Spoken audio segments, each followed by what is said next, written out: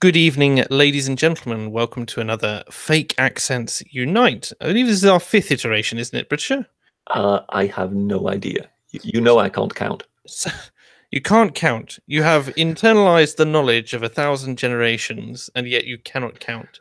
There's Well, too well, many. Too you many. know, everyone has to have some weakness. It's just Of course, the British's weakness. If you ask him to count out his change, he won't be able to manage it. That's what it is. don't start me on change. No. I'm notorious at supermarkets.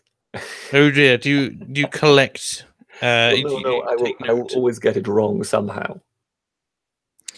You But always. then again, at least I'm not one of those annoying people that pays with credit cards. Then Oh, tries to remember their code. are you a whilst it's cash-only crediting Britisher? I'm very much a cash-only Britisher. Oh dear. You can see their lips moving as they're trying to remember what their password, what their passcode is. The pin number that is definitely just a pin and not a pin number, because a pin number would denote that it was a personal identification number. Yes. Is this your autistic side coming to the fore? It's not autistic at all. It's just a little bit of. I'm beginning to realize why Academic Agent knows you. Oh, but potentially. I see. To be perfectly honest, for me, it should be a pi number, or at least that sort of thing. That would make more sense. But no. Okay, we'll just let it rest there, shall we? As you don't use one, I don't see how you can have an opinion on the matter. That's valid anyway. Again, probably it's just because you, in your wise old age of 3,500 years, have no way of remembering such a number. Well, yes. I mean, so many banks have closed and opened and whatever in the last 3,500 years. You can't possibly expect me to remember all this. Not to mention that you require fingers, and as we've ascertained, you are just a brain in a jar wearing a pith helmet at this point. Precisely, yes. Indeed. But at least it's a jar I designed myself. At least it's a jar back in ancient Egypt, when they invented glass. Oh, of course, yes, and ice cream. That was quite interesting, actually. The fact that they discovered how to create ice cream using nothing more than ice and salt. That was Where did the Egyptians get ice from? So what they would do is they would mine it from far away, and it would be transported to them by riverboat in jars. And the way that they kept it cold. This sounds ominous to me. Are you sure the Egyptians had ice? I'm pretty sure. I need to look it up now. You see. I mean, I'm aware that other ancients had it, but the Egyptians just sound a bit too hot. You'd think so, but let me see. Talking about, I know the Romans had ice houses and things like that. So, I could well imagine that the Greeks might have had access to it. I mean, they're not that far away from the Balkans. I could even imagine the Persians or someone like that. Someone who's close to mountains and isn't really living immediately adjacent to the Sahara Desert. Yes, ancient Egyptians came closest to actually making ice. Since it almost never snows in Egypt, freezing and importation were the only options. They said around the cedars of Lebanon, but I wonder if some Greek parts of the northern Black Sea would not have been cheaper when wars avail. So only the thinnest slivers were normally possible, and not much of that. One had to have pans on top of houses on clear nights. Before dawn, the slivers were placed on top of one another and stored on straw and or wood shavings. Over a season, a marketable amount was sold to the ice houses for the wealthy, and that sort of thing. Oh. So it was for when the pharaoh wanted cherries out of season, apparently. It sounds hard work. I mean, if you think of it, yes, Hittite queens or Hittite princesses, to be more precise, did marry Egyptian pharaohs. And they came from Cappadocia, so that would be modern-day Turkey. So that kind of range of travel was possible. We also know that, they did find some cocaine in some Egyptian mummies. Amazing. Well, it actually it caused a major problem. I mean, everybody there was arrested. Because, of course, because obviously there was no connection. There was no connection with the New World, and cocaine is domestic to America. Yes. So everybody got arrested until eventually they did manage to verify, no, it was actually the mummy. So we know there was some sort of way by which cocaine seemed to get to Egypt. Seemed to have circulated. I mean, it was Um, one of the most prosperous trading hubs of the world. So, I guess it always depends what kind of time period we're talking about. I mean, if you think of what's he called, Khufu, the one who built the Great Pyramid. mm, I'm assuming people like that would not yet have had access to coke and whatever. That more than likely in later days it then came along because they were there for that many dynasties. yes, That one would assume it was more than likely the later lot, because it would just be a bit too mind-boggling for the earlier Egyptians to have already, been in been in some distant contact with America. I mm, mean, the theory goes that it wasn't transatlantic trade. One assumes it actually will have been kind of like island hopping yes, in the Pacific, and then via the Silk Road, it would have just arrived in the Middle East. yes. With their the demand for exotic and faraway goods being high, you can understand why it would have made its way to particularly those But families. one wonders whether they had any idea, where it came from. Mm. You know, it does kind of boggle the mind as to what name would they have given the origin of this thing from, if you know what I mean. Yes, indeed. It always amazes me how much people's perception of history is skewed by a lot of confirmation bias and the assumption in a lot of places that we have everything nailed down about a lot of cultures, which is Oh yes, patently ludicrous. I yes. mean, including things as silly as the settling of America and that sort of thing. Because as we know, the Egyptians had no connection to Cappadocia at all. They were in fact all sub-Saharan blacks, and they were cows. They were kings, yeah. Yes. Obviously, that makes the most sense. Just to lean back to the Egyptians making their own ice, the women placed shallow clay trays of water on straw beds. Evaporation combined with the distinct drop in night temperatures then froze the water. Cold night air circulated from an air shaft built in the middle of the houses, and windows were arranged opposite doors to allow for a cross draft, which would further improve the process. But this would be in Lebanon, you say? So it wouldn't No, be. this is in Egypt. Egypt. So it would be in Egypt itself. Yes. Okay, but I would assume it would really only work in certain Oh, places. I am not saying it wouldn't be I mean, difficult, but only little bits. I cannot see that working somewhere in the Delta.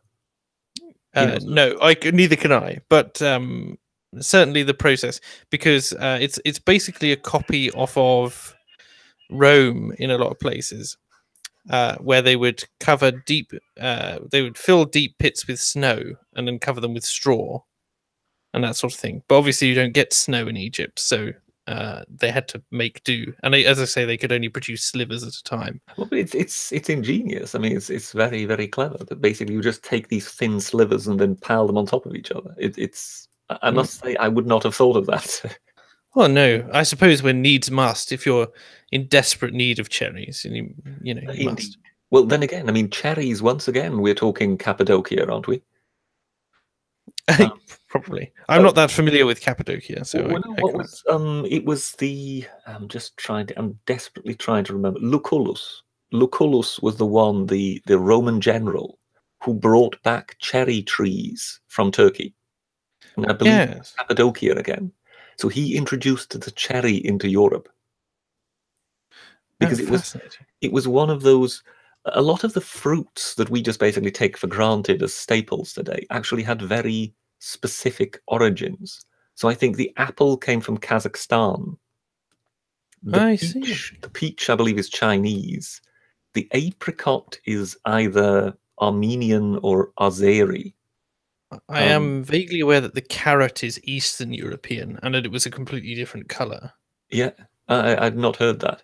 It was purple originally, and it was bred orange. Well, what amazes me is when you then kind of hear that none of these things existed in ancient Britain because the Romans were the ones basically who introduced it. And you Yes. sort of think, what on earth were the ancient Britons eating? Lots of nettle soup. Yes, precisely, because I even read someplace. I've read in other places that it wasn't the case, but I've read one place, for example, that the Romans introduced wheat. Oh, what? So, yes, so you kind of look at these things and you go, hang on a moment, the Romans brought pears, apples, carrots, cabbage, wheat, and you can go down this list and you just go, what on earth did they eat before the Romans arrived? Well, we ate all of these things, And but the parsnip was domestic to Britain. That would make sense, yeah. So they must have eaten a lot of parsnips.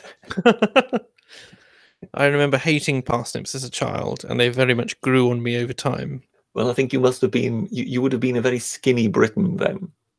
Oh, I imagine so. It's quite a starchy plant, and not much nutrition to be had. It's amazing that we developed the longbowmen that we did. Well, yes, but that's just because if your dislike of the French is abject enough, you will come up with a method. Of course. Not to mention that if you're at war with the Celts enough, you'll be well practiced in order to take care of them. Of course, the Scots managed to make do on wild roaming haggis. Well, yes, one only needs to think of someone like Count Dankula running towards you wild-eyed, naked, covered in woad, waving a big axe over his head. My Sans axe, does he not do that anyway? Isn't that what got him in trouble? Oh no, that was something else. And you've got the feeling that you would very quickly begin to think of any kind of weaponry that was to hand. Yes. We're thinking. So coming on to our topics for this evening, I'm going to lean into the last of the three. So as we can see, to anyone who's clicked on the video, it says education, prime ministers, and cream teas. So leaning into cream teas, what's your ideal cream tea, Britisher? Well, I mean, here we go. I'm making you pick a side now. The way I understand cream tea, or is basically a nice pot of tea, and scones, butter, cream, and jam. There you go. Now, which order did you put your jam and cream on? Oh, dear God. There you go. You're about to start a civil war now. I'm going to lean you in. I'm going to find out what kind of man you are, Britisher. I'm going to strip you down in front of this audience and reveal your inner core. Purple lingerie and all. Yes, yeah. I thought it was maroon. Oh, yes. Well, you would know. You would know. Yes. For anyone who's listening in who doesn't know about this, on the Britisher ran a quiz, which you should definitely check out on his channel, the Cyber Pass quiz, in which we revealed that he has a penchant for maroon lingerie. When you say we, you are of course using the royal pronoun there, aren't you? I would say that, except that you revealed it to me before we went on stream. And this is a story I will maintain. That is, of course, your claim. Yes, but no one will be short on witnesses in that regard. I think you'll find that the other participants of the quiz will back me up versus you. You mean to say they will be sufficiently malicious? Yes, or I'll pay them. Yes, of course. So simple as that. So where were we? Oh, yes. I'm afraid I would be one of those heretics because I am, of course, aware of Mr. Mason, I believe it was, with whom you had a coming together on Twitter on this particular matter. And I would be the one who would basically first opt for butter or for cream and then jam. Ooh, edgy. That's what it is. Yeah, Dominic says, when you have cream tea, you use the Devonian, well, I think it's just Devonshire, or Cornish method. And so are you aware, because people always seem to mess it up, are you aware which method you're using there? I have absolutely no idea. Of course. I am more than likely, given that this is Dominic, I'm more than likely somewhat Devonian or somewhat Cornish. Somewhat on either side. You are definitely using the Devonian or Devonshire method to split a scone in half, cover each half with clotted cream, then add strawberry jam, exclusively strawberry. Yes. On top. Yes, I agree with you on that. And there we are. Although the addition of butter is interestingly yet more divisive, because you'll likely have both the people from Devon and the people from Cornwall after your hide for that one, because they don't use butter. You see, I was already laughing in advance of you know, I was assuming that you were about to start a new tangent on where the butter ought to originate from. Yes, where do your sympathies lie? The I as I say, I'm not aware of any particular locale that the butter should originate from, but there you go. So I mean, you know, would Irish butter be tolerable? You know, if it is actually from the Republic of Ireland, so not British, or could one even get more imperial and consider New Zealand butter? Ooh. Which, of course, is you know, that takes us way back. I mean, the British, you know, quite they still have our flag there. Started importing New Zealand butter. I mean, they still have our flag there, so it's not like they've forgotten. Goodness me, you're taking my mind places I never dreamed this conversation would lead. I was stuck on the idea that the scone was going to be the big contention, or whether or not it's a scone. Yes, with me, I must admit, when it comes to scones or scones, it kind of varies from day to day. Sometimes I say scone, sometimes I say scone. I think it just kind of depends on whatever fits better into the rhythm of whatever sentence you're saying. I typically lend more towards scone, purely because they're scones until they're scone, which makes the most sense to me.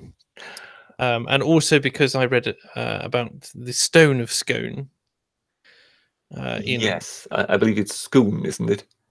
It depends which. The stone of scone. Or there's scone, yes. But in a Terry Pratchett novel, there's also the scone of stone. Of course, there would be. Which, of course, makes perfect sense. Which the dwarves, they have to bite. The rightful king takes a crumb of this hard battle bread, and for anyone who doesn't know, a dwarvish bread in the Terry Pratchett's Discworld series is a lethal weapon in and of itself. In all cases, and only dwarves can eat it because it's like biting into rock itself. So you basically need rock-like teeth. Indeed, but wasn't there a film? What was it? The Never-Ending Story. Wasn't there the rock biter? I have no idea, because the Never-Ending Story is again one of those films that just seems to have passed me by in my childhood. I remember that. I think there was a figure that was. I think he was called the rock biter. And basically he was this kind of giant, you know, kind of golem-like creature that for some reason rode some kind of giant tricycle of sorts, and he would kind of, you know, reach out and pick up a rock and then, you know, decide, you know, would he bite it? And as he was kind of breaking it up, of course, like the crumbs would kind of rain down, and anybody who was too close, you know, had to flee just from the rocks tumbling down from a great height. Oh, good grief! So no, it was very yeah, it was very much something that kind of lent itself to a child's mind.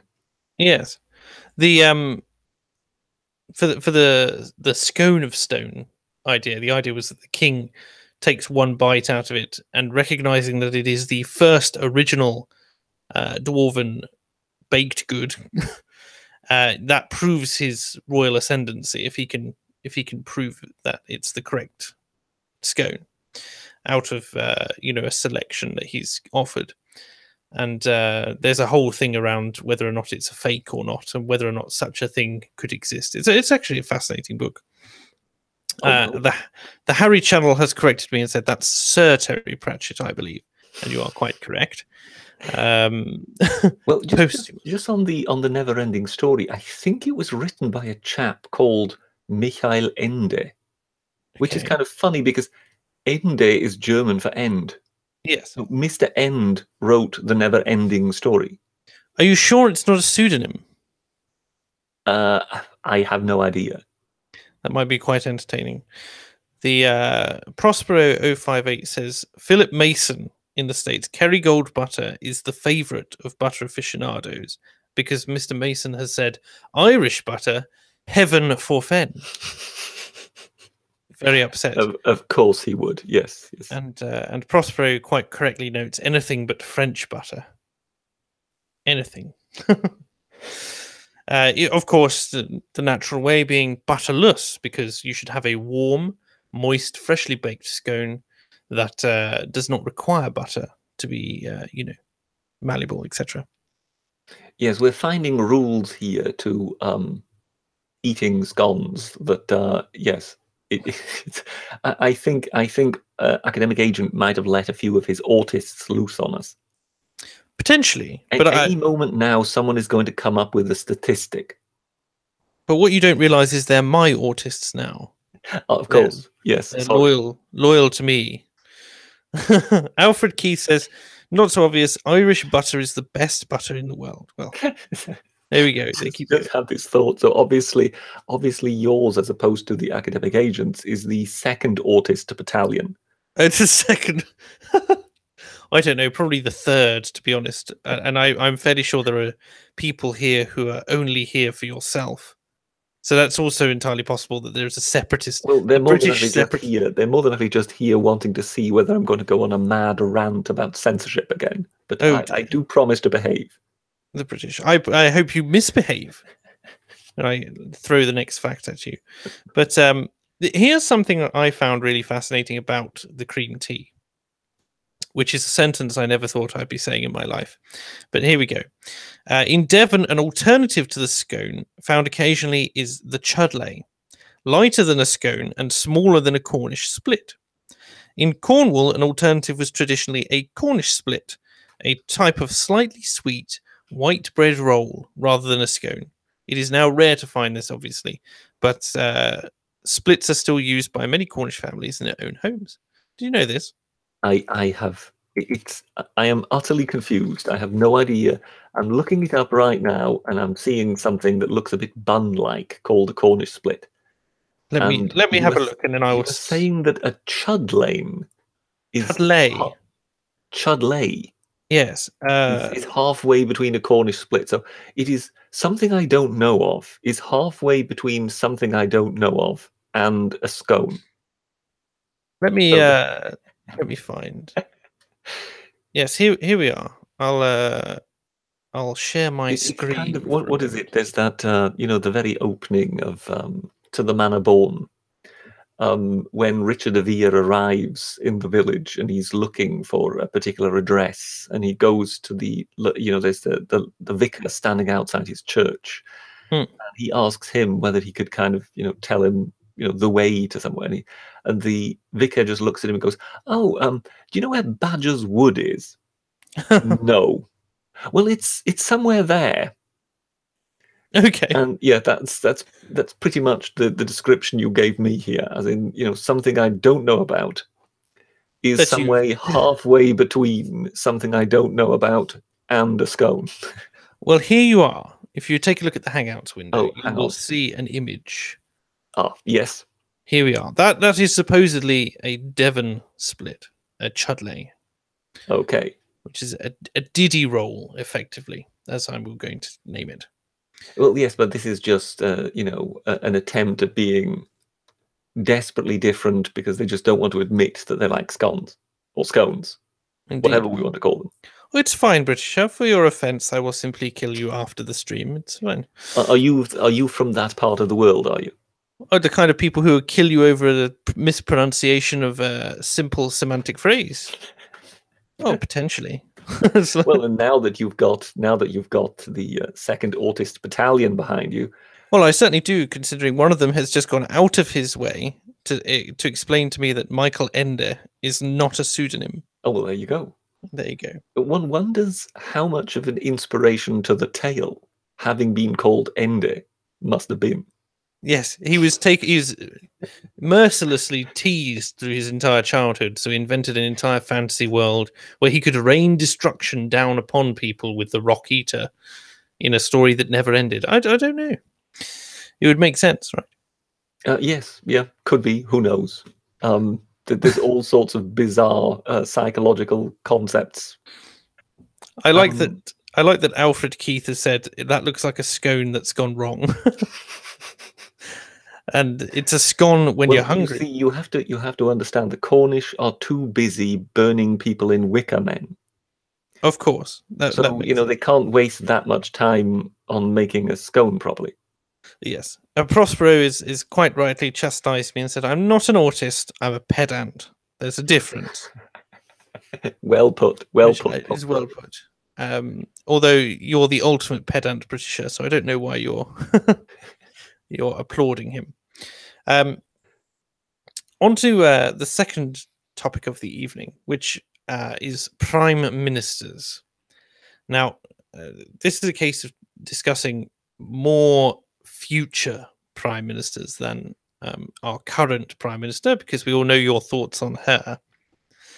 Although you're welcome. I would like to see her pushed off the end of Brighton Pier with concrete weights attached to her ankles. Yes, we get it. Yes, You have a mildly disapproving disposition towards her. Yes, slightly. Yes. you have some issues. But I was thinking now, if we got a little controversy going here now, what is the usual position in government that becomes the next prime minister? Well, usually I would assume it would be the Chancellor of the Exchequer. Or the Home Secretary. Who's our current Home Secretary, Bridge? Sajid Javid. It is. Oh, yes, he has recently just been in the headlines as someone who apparently has leapt up the rankings when it comes to the odds of becoming the next prime minister. Yes. Has he done something controversial? I can't remember whether or not he said something about the Muslim community or not. Yes, I think he's been holding a speech somewhere just recently. Yes. The show comment man says, are we testing May for witchcraft? Well, yes. I think there's no question. There's no witty comment. Just yes.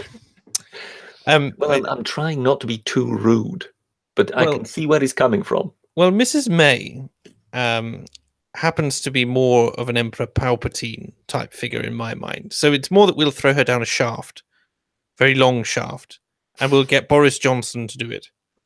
You know, as he screams and he is electrocuted by the rest of the Commons, you know. Apparently, how did you pronounce his name, our current Home Secretary? Sajid Javid. Yes, I always get the V's and the J's mixed around. Oh, I've not forgotten Mr. Javid. You know, I believe he was Culture Secretary at one point. Oh, probably. Well, if I don't know if you remember this, that somewhere in April, one basically was wondering what was going to happen to the British internet, because strictly speaking, they should have turned off all the porn. Yes, I recall. And then, pretty much at the last moment, they basically pulled back, and officially, it's not been called off. It's just been delayed until later in the year. But when they do things like that and they don't give you a date, it's very often a good indication that perhaps they've just kicked it into the long grass and want to forget about it. But if I remember rightly, the person who just by ministerial edict set that train in motion, when being the Culture Secretary, was Sajid Javid. So when you look at this man who resembles an egg with a face on it, please keep in mind that he is very, very pro-censorship. Let's just bring up a photo for anyone from the States or something who isn't aware. Oh my goodness, he does look like an egg. He does look like an egg. There is absolutely no way. Like I would normally not go for the whole how should I put this? No, it's not because he's bald. This is not the idea of picking on someone that's bald. He does just have a striking resemblance to a brown egg. When I say a brown egg, it is nothing racial. It's just because a white egg. It's just his color happens to be brown. Yes, a white egg is startlingly white. No one looks like that. I mean, just look. This photo, I think he looks particularly free range. I have to say, that looks like a happy chicken running through grassland. A chicken to be, I think, what you mean. A chicken to be, yes. Well, he is a chicken to be, but he was laid by a chicken that was. That was running through grassland, yes. Indeed. I'm a serious Humpty Dumpty. Yes, I think we might have a nickname there for him. He's very strong, really. Goodness me, I love these little. Sometimes targets can lead to the wrong kind of behavior. Sajid Javid sat on a wall. Sajid Javid had a great fall. Well, he failed upwards. There we go. What is Amber Rudd's current position? She doesn't have a position. She doesn't. Has she had one? Because I could have sworn. Yes, she was Home Secretary. Yes, I thought so. So that's where I was coming from today. Well, you see, the reason she was no longer, she is no longer Home Secretary is because she got into trouble over the over Windrush saga, and that is why they were so keen. Well, according to what one hears, officially, well, no, unofficially, Theresa May wanted another woman because, you know, yes. girl power and all that. Oh yes, just nothing like a little bit of casual sexism. Yes, I love how they're always moaning that. But you see that the progressive stack won out because yes. her advisors pointed out to her that Sajid Javid may not be a woman, but at this particular time, when we've just had problems with Windrush and all the racial issue, we could get someone from a racial minority in. Oh, for goodness sake. So yes, apparently that's how it worked out, because she wanted a woman, but then was convinced, oh well, yes, but this is even better than a woman.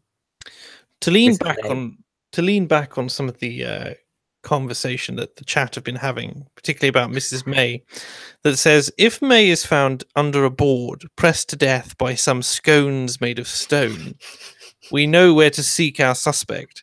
To which Davy1602 says, in quotes, "Are you here for the sconing?" A la stoning. So there you go.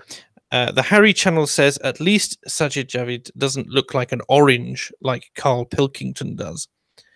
I think it'd be quite an interesting battle, actually. Pilkington versus Sajid. Do you know Carl Pilkington? I am familiar with Carl Pilkington. I don't see the orange resemblance. Oh, really? I have to show you the memes of him as an orange, right? Okay, if you mention orange and Trump, I see where you're coming from. But well, let's let me just show you this, right? Here we are. And away. Okay, yes, I'm with you.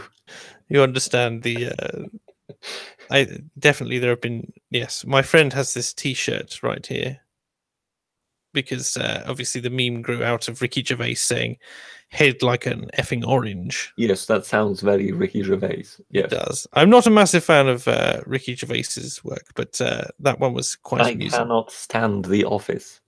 I cannot stand the original Office, no. The US Office is quite funny. Well, I could well imagine that the US Office will be a completely different animal because, for one, it's got that much, you know, that many more parts, that they obviously had to create some, you know, material, but they would have to create material that is more mainstream and actually perhaps humorous. Because when it comes to the original Office, I'm sorry, it was like watching paint dry. Paint dry with an occasional cringe in between. I enjoyed the only film of Gervais's that I've enjoyed has been The Invention of Lying. I was just thinking that would more than likely be the one that which was quite good. Probably because he didn't have that much to do with writing it. But him and Stephen Merchant running the Idiot Abroad series was very good, sending Cole all around the world to all these fabulous, fantastic locations to do things which no one would ever dream of, like that people only dream of doing, and that he would never dream of doing and never wanted to do. And I think at one point they sent him to different locations with different celebrities. So at one point he went with Warwick Davis to some temple somewhere, and I think he basically climbed a mountain, and the whole time he's complaining that Warwick won't accept the chair that is being proffered to him every 50 or so feet to carry him up the mountain because he's only got small legs, obviously. But he makes it all the way to the top, and Carl can't understand why he's doing it. And the other one is when Carl fails to achieve a challenge that he's set, and so he is forced in quotes, to go wing walking. And all you can do is it's the end credits scene.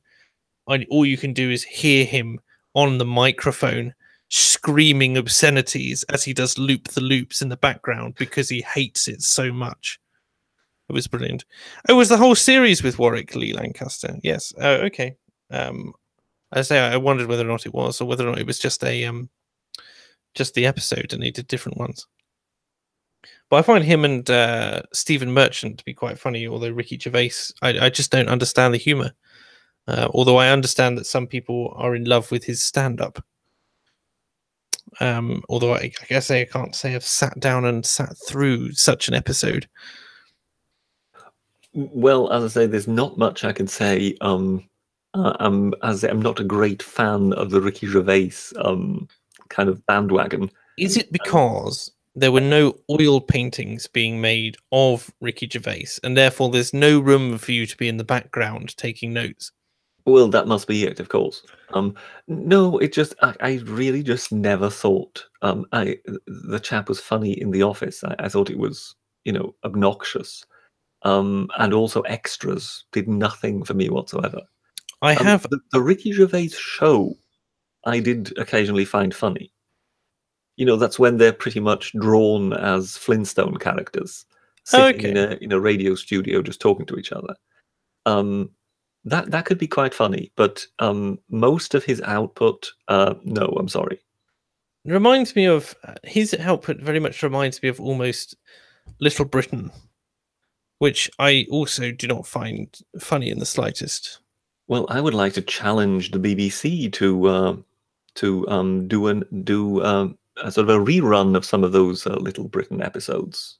See how they get away with them now. Yes. Who is it? I know it's David Walliams, but who's the co-host?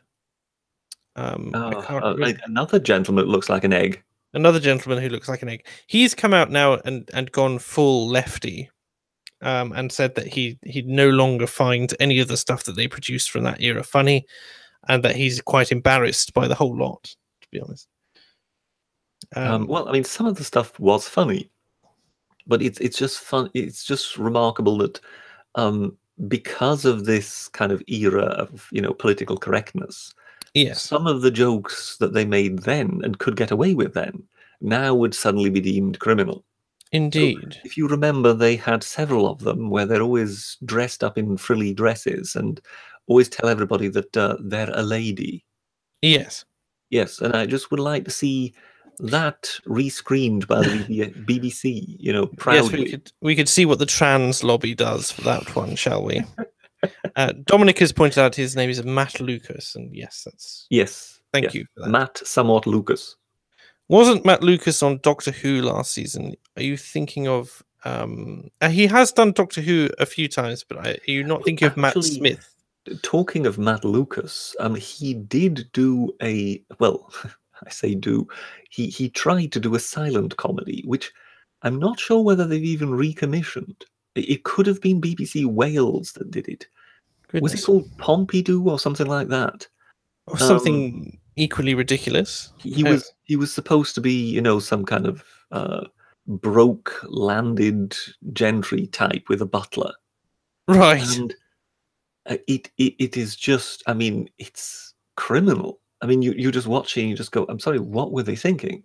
This is not, you would sort of think, well, silent comedy, okay, what you do is you watch old silent comedy and learn from them and then try and kind of emulate it. Yes, and try and add a spice, add spice to the genre, but at the same time, you want to build on what was successful. I think they kind of used it as an excuse for saying, oh, well, you see, this is targeted at children. And you go, yes, it might be targeted at children, but no child is going to find this funny. This is terrible. Just to chat, whilst to end the discussion once and for all, if you are in favour of the word scone, press 1. And if you are a scone lover, press 2. And if you say scone or scone whenever it pleases, like myself, press 3. If you're a heathen like the Britisher, press 3. And that's that. And I love how we lost viewers over that. 4 people just immediately left. That's quite funny. Here come in the votes. Here come in the votes. Yes, none of them want to be heathens. Oh, Harry Channel. Here come the heathens. Here come the heathens. Okay. But it seems like people are mainly on my side, and I'm quite Dominic happy. Being somewhat of a 1. Somewhat of a 1, yes. Yes, I wonder if he's drunk yet.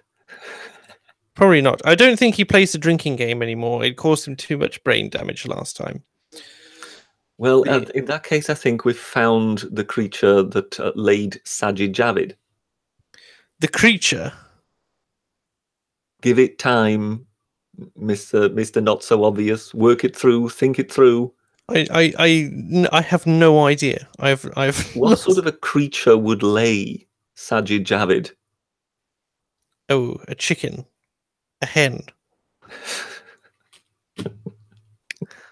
I am lost. Poultry. Yeah. I really am. I'm somewhat off the mark here. Yes, Dominic at least says that we're somewhat correct. Oh, good.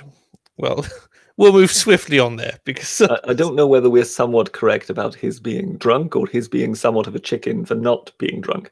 Oh, either or. I mean, that was the worst joke you've made all evening. I'm just going to just say that.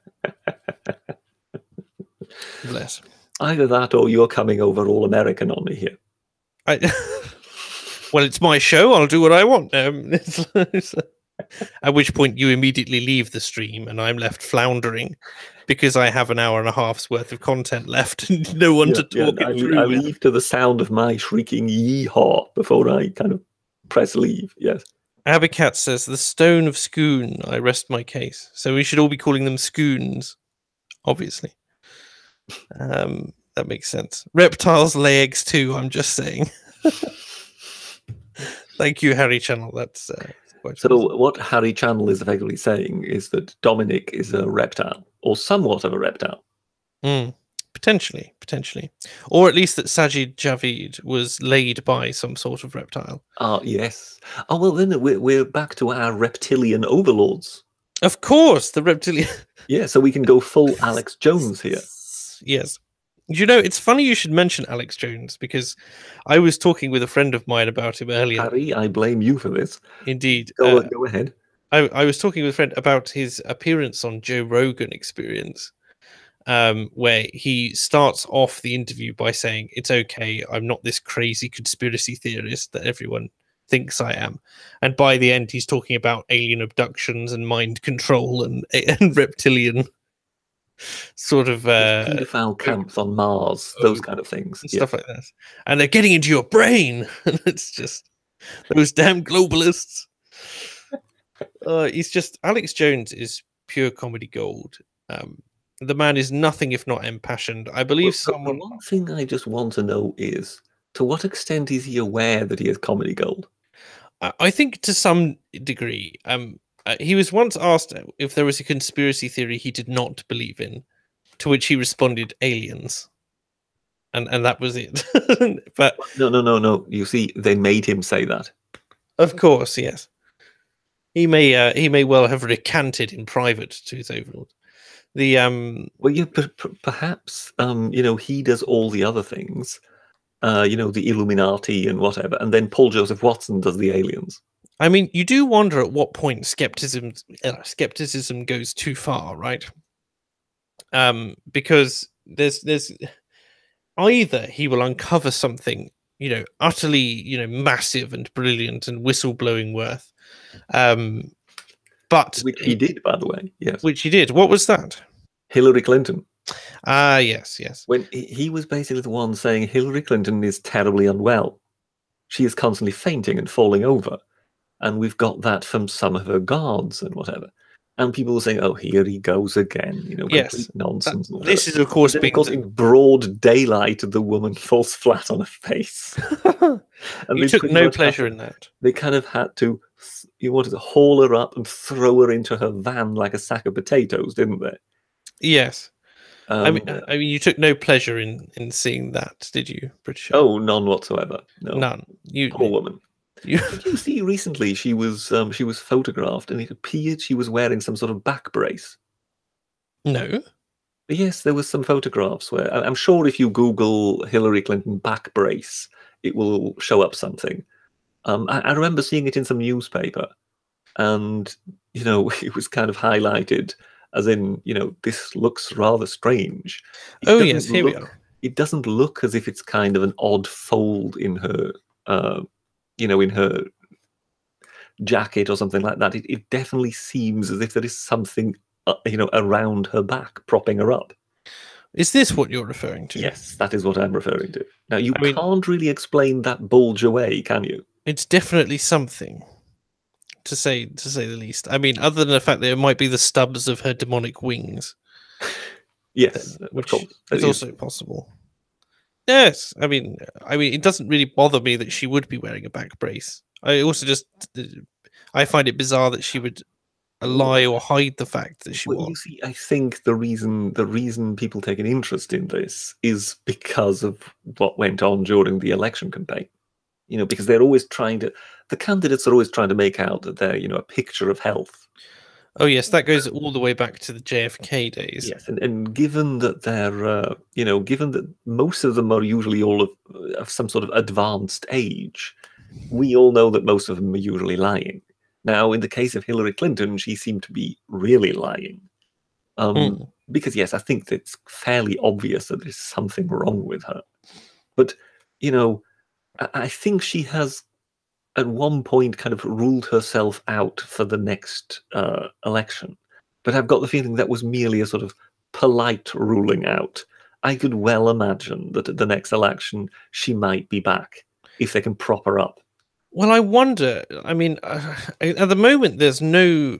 I don't really see an opponent for Trump appearing that has had any kind of media clout yet. Well, I mean, there was talk of Oprah. I mean, she's since ruled it out, but again, that might just be ruling it out as in, oh no, I'm not interested in being president. Because that's what in the same way, Jacob Rees-Mogg is. I'm not interested in being prime minister. Yeah. I mean. Do you remember the episode of Yes Minister where he actually becomes prime minister? Oh, right near the end. Yes, the very last episode. Yes, it seemed to be. He is advised by, Sir Humphrey, who basically tells, look, just say that you're not interested. If anything, refer to the fact that you want to spend more time with your family. Yes, of course. But leave the door open so that should your friends manage to persuade you that it is in the interest of the nation, yes, then you might step into the position. Reluctantly step in. And this is the same game all of them play. I mean, yes. That's why Yes Minister was such a brilliant satire, because pretty much every word ever spoken in that series is the absolute truth. And therefore, Hillary Clinton saying she's not interested and Oprah Winfrey saying she's not interested, it means nothing. It means nothing, yes. And anything can change in 6 months. The Abicat, I think we found a new addition potentially to the Fake Accents Unite team, says, there is something wrong with all Americans. They aren't British. Agreed. And agreed again, yes. Yes. I agree on both counts. I believe it was Flanders and Swan who said any foreigner said it's not that they're wicked or naturally bad. It's just knowing they're foreign that makes them so mad. Which I think is quite Isn't it P.G. Woodhouse? I could be mistaking this, I'm not sure, but I remember hearing somewhere a wonderful line, oh please, if I could call you to table. You must understand, my chef, he's foreign, and therefore of a combustible temperament. Oh, what kind of a laugh was that? I didn't expect that. The sorry. No, as I say, I don't really typically. Lee Lancaster says your queen isn't even British. Care to weigh in on this, Britisher? Dear. Define British. Indeed. How? I mean, she was born here. Yes. Raised here. In a family that has been here for... And she's on all the stamps and the money. Has been here many generations. Just because her origin happens to have been a fusion of Germanic tradition I mean, you could argue that were any of us really British, given the Vikings and the Saxons and the Celts and all sorts. Well, no, I mean, most of us are British. I think they did some kind of study, as to how much of the genetic origin is actually before all the, prior to all this, all the invasions. And it actually turned out that this idea that is largely championed by the people interested in social justice and whatever, that this has always been an immigrant country. Oh, a nation of immigrants. Yes. It's actually emerged that something well over 90% of the actual genetic material or whatever is actually kind of Iron Age, if you know what I mean. It really goes way back. That yes, the Vikings came in, the Normans came in. We had these various invasions, but usually all that happened is that society got decapitated, and that the invaders took over the upper echelons of society. But the farmers were still from the same stock they always were, and therefore, yes, all these invasions over time have actually made very little difference to the genetic makeup of the common Brit. And if you sort of look at, was it in the 17th century the Huguenots were brought in and things like that? I think that was something like 50,000 people. So if you compare that to recent immigration, it's nothing. So you can see. I mean, I slept through much of the immigration thing because it didn't really impact where I am. But then, one noticed that people were getting, somewhat wound up about it. And, even in these sort of calm little places, it suddenly became noticeable that suddenly there were a lot of people with foreign languages about. So you kind of realized that something significant was going on. But then when people started telling me, oh, well, the majority of London is no longer white, at first I sort of dismissed that as, well, come off it, surely that's scaremongering. But yes, apparently it's actual fact. Yes. Since 2012, yes. I think since, pretty much it wasn't really the case yet around the major years. So it must have been around the Blair years. Now, if one can blame all of that on Blair, I know that there were certain issues regarding border controls and whatever, but if it is only the governments we've had since then, or if it is the changes in the rest of the world which have occurred since then, is kind of hard to tell. But yes, there clearly has been a massive, significant shift. And in that regard, our being the old imperial center with English is more than likely a bit of a curse, because if you live in Africa or the Middle East or whatever, chances are you either speak French or English. Very true. The idea that you would have to go to Sweden and learn a completely different language, or Germany, or it would more than likely be daunting. So you would think, well, I'll head to one of those two. I can speak a bit of that, which makes perfect sense. Abicat says, there are no common Brits. We are posh just by inference. To which Prospero replies, I'm seriously trying to imagine thinking of a Geordie as posh.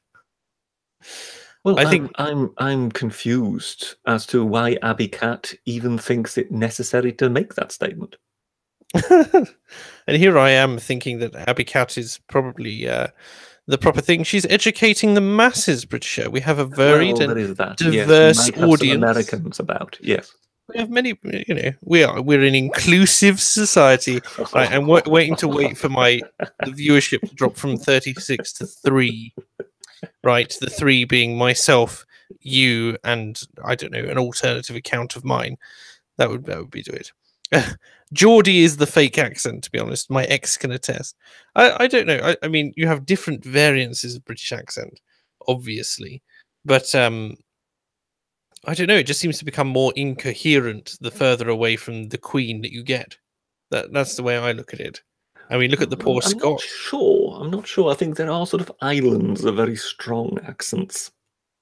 I mean, okay, I mean, they're dying out, but if you look at the Cockneys, for example, I mean, they're about as close to the Queen as you can get, and clearly they had a very strong, a very strong accent.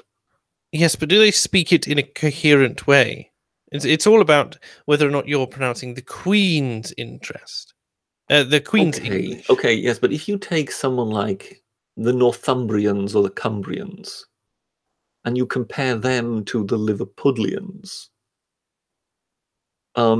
they're both further away from London, but they clearly speak more.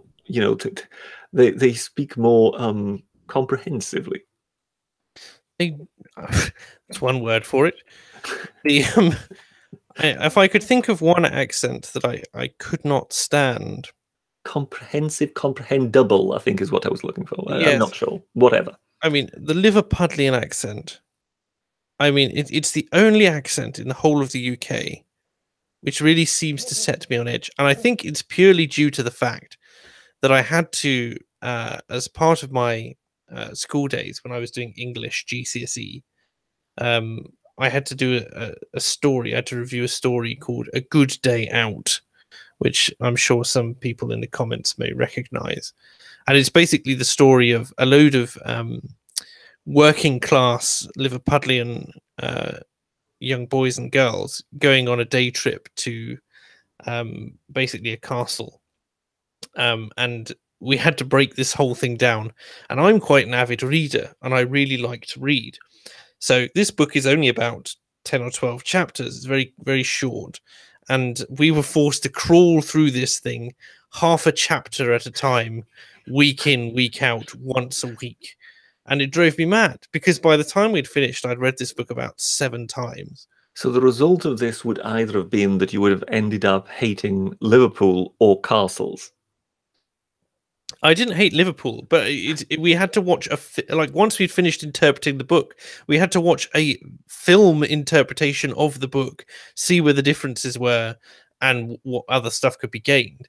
And of course, they chose the strongest Liverpudlian accents that they could possibly find. Well, I've actually heard a theory that some of these accents, particularly Liverpudlian, are actually getting stronger. The people seem to be emphasizing their accents more and more. I wonder which areas specifically that are doing that and why, and whether or not it's a degradation of imperial rule, as you would predict, and therefore it's not being enforced well enough, or whether or not people just aren't moving as much. Because this is something that I have sort of had a big think about for my next edited video, which is supposed to be coming out, which says, which is talking about whether or not we live in dangerous times. And one of the factors is, you don't really think or talk to people who, particularly in the south of the country, I'll admit my experience is very limited, although I did spend a couple of years up in Lincolnshire. You don't really hear about people moving for work so much. I know a lot of people who moved around. I know a lot of people who emigrated for work, and I know a lot of Brits who have emigrated for work, but you don't really see the sort of movement around the British Isles, I don't think, anyway, unless you are specifically in a military family or something, or you have a job which is to travel, and even then you come back home to wherever you are.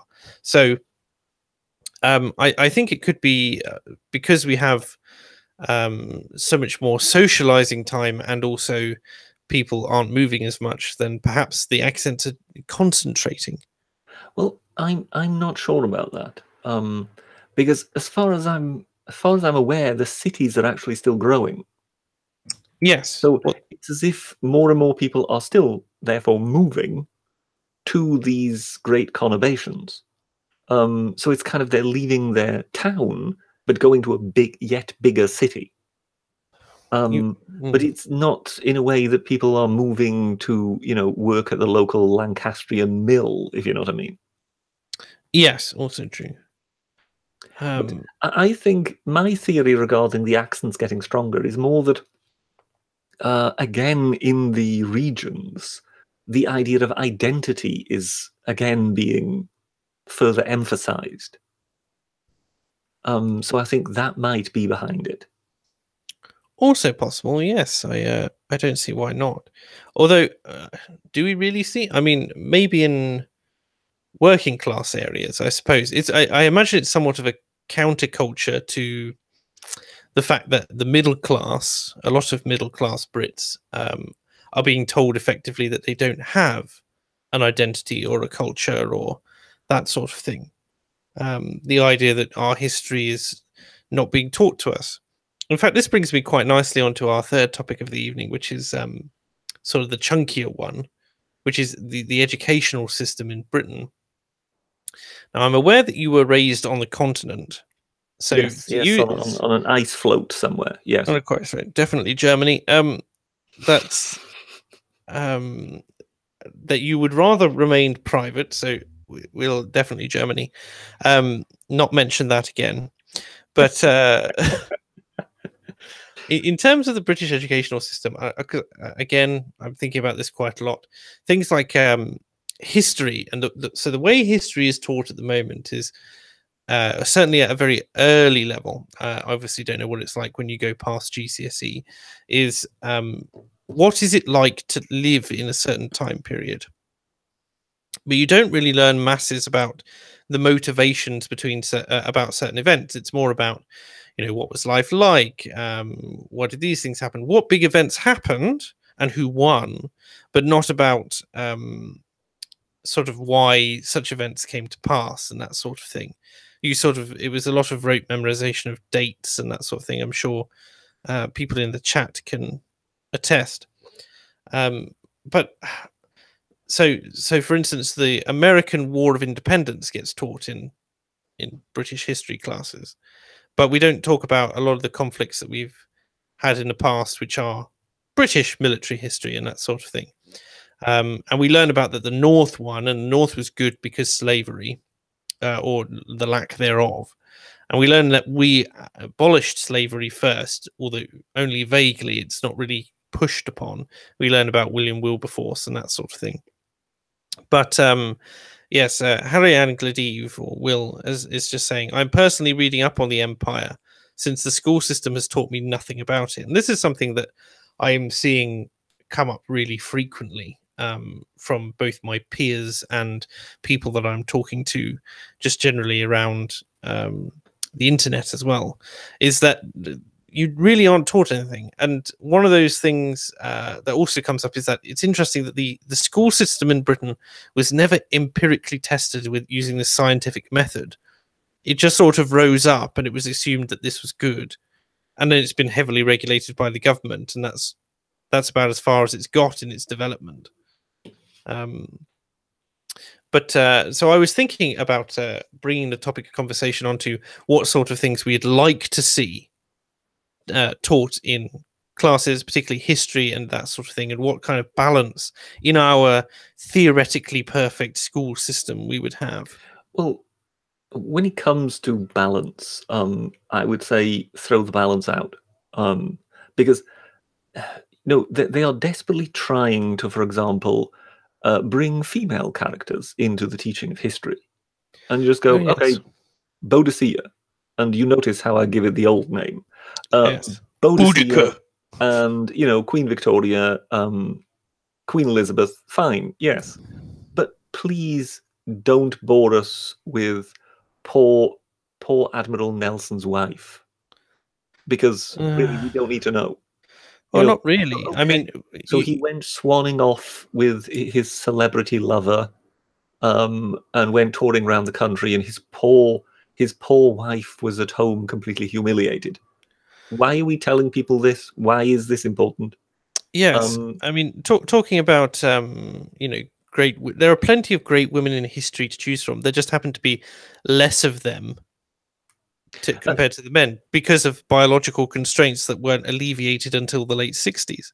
Yes, but generally there is kind of the idea of somehow bringing these kind of heroic figures low, and these are kind of the methods in which this is done, if you know what I mean. So, so tearing down the male figure in order to push Nelson up. may have been a good admiral, but of course he was in support of slavery, and he didn't treat his wife very nicely. It's like, you go, what? Really? You do realize the global historical implication of Nelson's naval victories? Yes, that were far bigger than him, but orchestrated by him. What does it matter? And that's so one kind of introduces this kind of soap opera element and this social justice element. It's because they're evaluating not off. I mean, a lot of history has to be based off of the results, and the idea that, certainly this is something which the social justice warriors can't get through their head. And I hate to bring it back to SJWs because this is supposed to be a relatively chilled chat, but the idea that culture hasn't always been perfect seems to escape them. The fact that culture is not perfect now definitely hasn't escaped them, but the idea that things were not exactly the same, the social and conventional norms were not the exact same in, say, 1800 as they were today is something completely alien to them. The idea that women's suffrage really was a bit of a bother and should have come around in, the inception of the nation back when we were living in mud huts. Well, I think it's one of the sort of chief arrogances is the view that somehow people of the past were more primitive. Yes, this is something which I come up against in, like, some of the most advanced architecture that we know has come from past civilizations. People had to develop medicinal practice. People developed, rudimentary bits and pieces on all kinds of things. Leonardo da Vinci developed and did all sorts. We have high art from Europe, that sort of thing. We've got all sorts of methods for detecting direction and basically how to find water and all sorts in Aboriginal tribes. The idea that these people are not intelligent in and using that intelligence in a certain way is unfathomable to me. Yes, because we're still basically the same model. We're still the same model of human being that we were, be it 200 years ago, 500 years ago, or 1,000 years ago. On evolutionary terms, we're still exactly the same. So yes, what would make anyone think that somehow we are so much more advanced? I mean, for one, all the technology around us that makes our world more advanced, we don't understand anyway.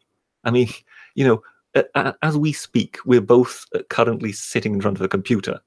And let's face it, we don't know how a computer works. We couldn't build one ourselves. So, yes, I know a computer engineer, and he said to me the other day, he said, so I can fix computers, both hardware and software, and I'm very adept at it.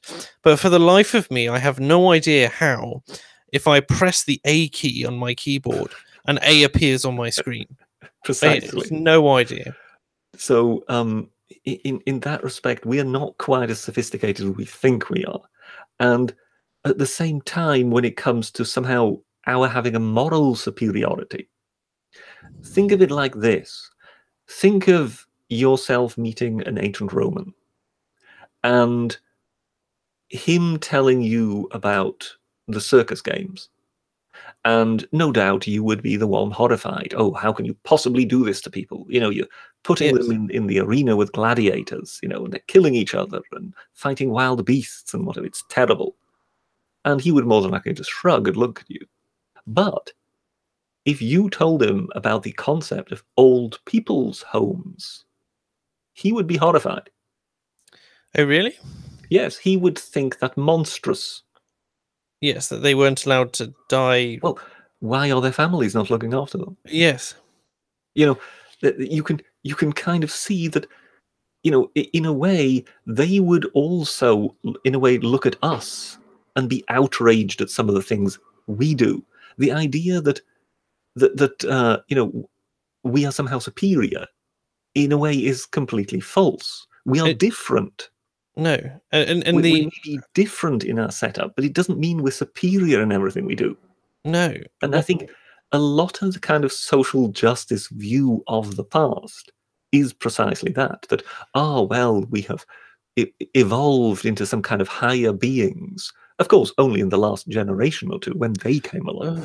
And now we can kind of look down upon the past at these primitive underlings from whom we kind of arose and, sit in judgment over them.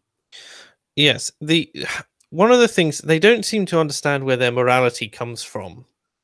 This is one of those other things that genuinely I think surprises me, is they don't really give it much they know it's wrong. Yes.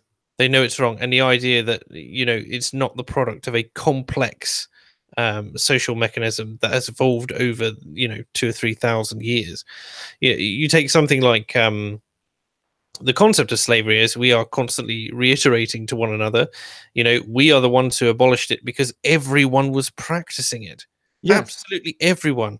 And the idea that we had the worst version is a farcical statement. Yes, it was universal across the world.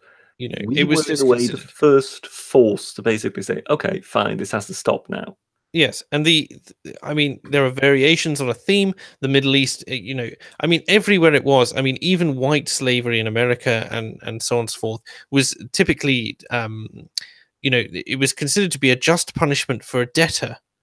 The idea being, even the Jews had it. If you were unable to afford your debts, then you would be into slavery, and they had different protections against. Was it indentured servitude, wasn't it? Well, it may as well have been, because there were very specific rules on slave ownership. It's in effect, it's really slavery, but the actual term for it, I believe, is indentured servitude.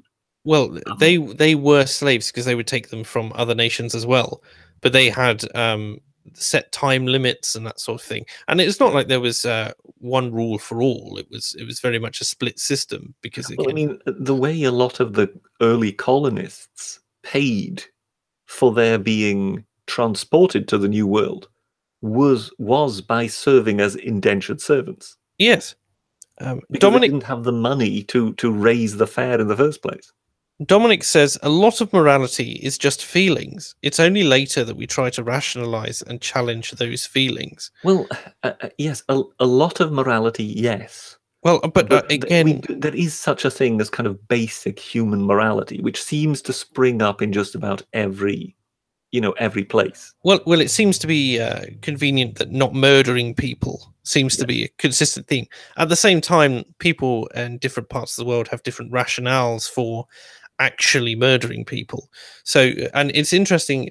You could take people from, as close to home, shall we say, as Eastern Europe or anywhere else. To avoid the Middle East, because we talk about that a lot. If we actually go Far East and that sort of thing, and the concept of honor, which was very much developed over there to a similar, if different, standard to European honor.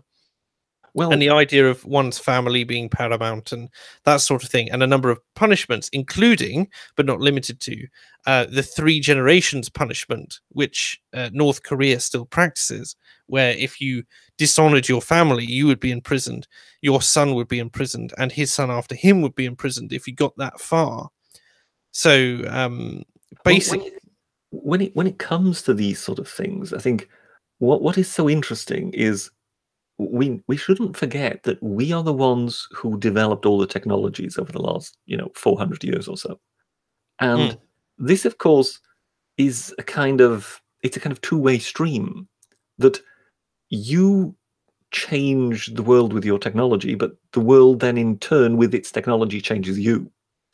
Yes. And in that regard, as we developed our technology, which was a gradual thing, we weren't just at one moment plowing fields and then the next moment we had the internet and computers and whatever.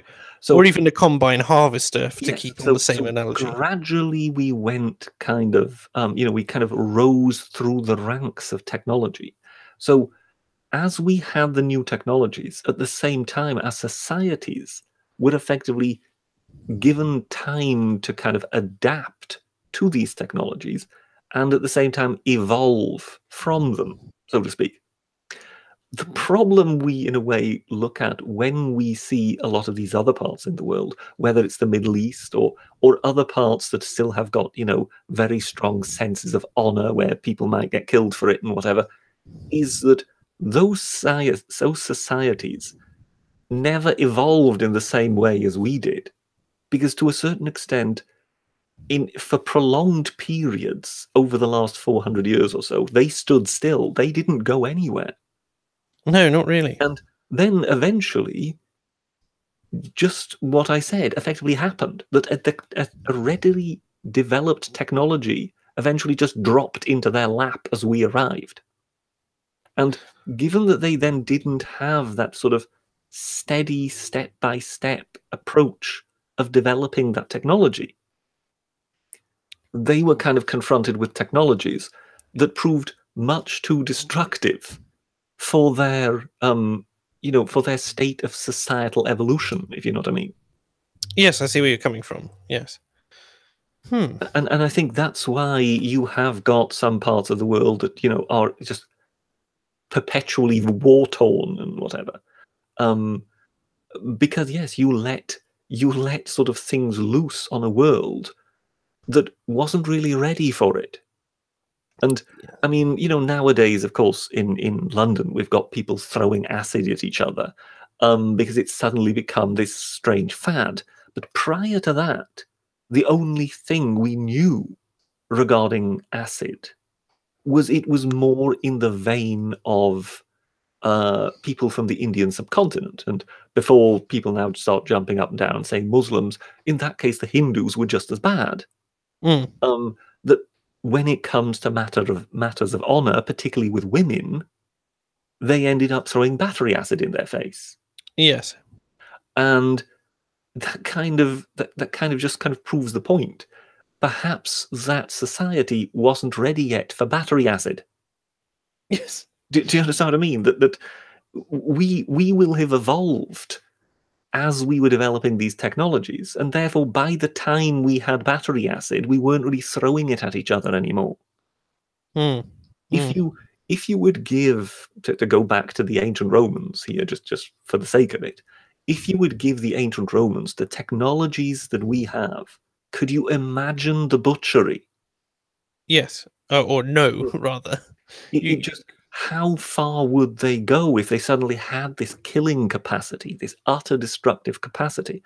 And this is one of the things that, with the development of this destructive capacity, you also at the same time have to develop the societal restraint to go with it.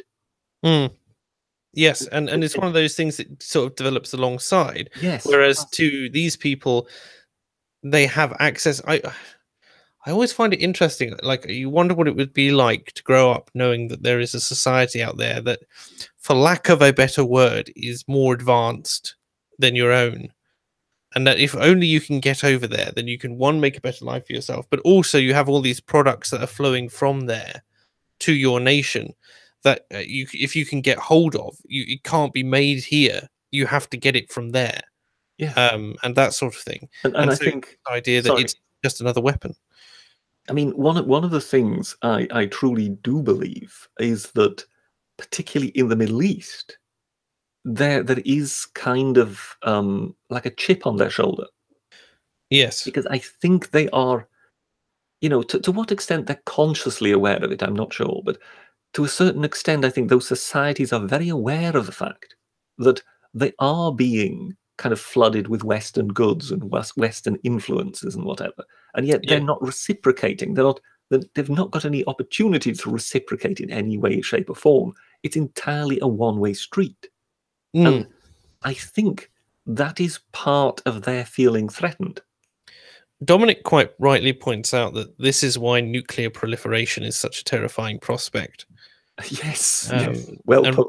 And why the idea of things like the Iran deal was so controversial, and that sort of thing. Because you go, to what extent can, and this is something which the social justice-y types will also advocate, is they go, to what extent can we judge another nation's readiness for technology, given that if you make it available, the plans for such things, then they will take them and they will use them, and they will form either a by-rote copy or a bastardized version of it.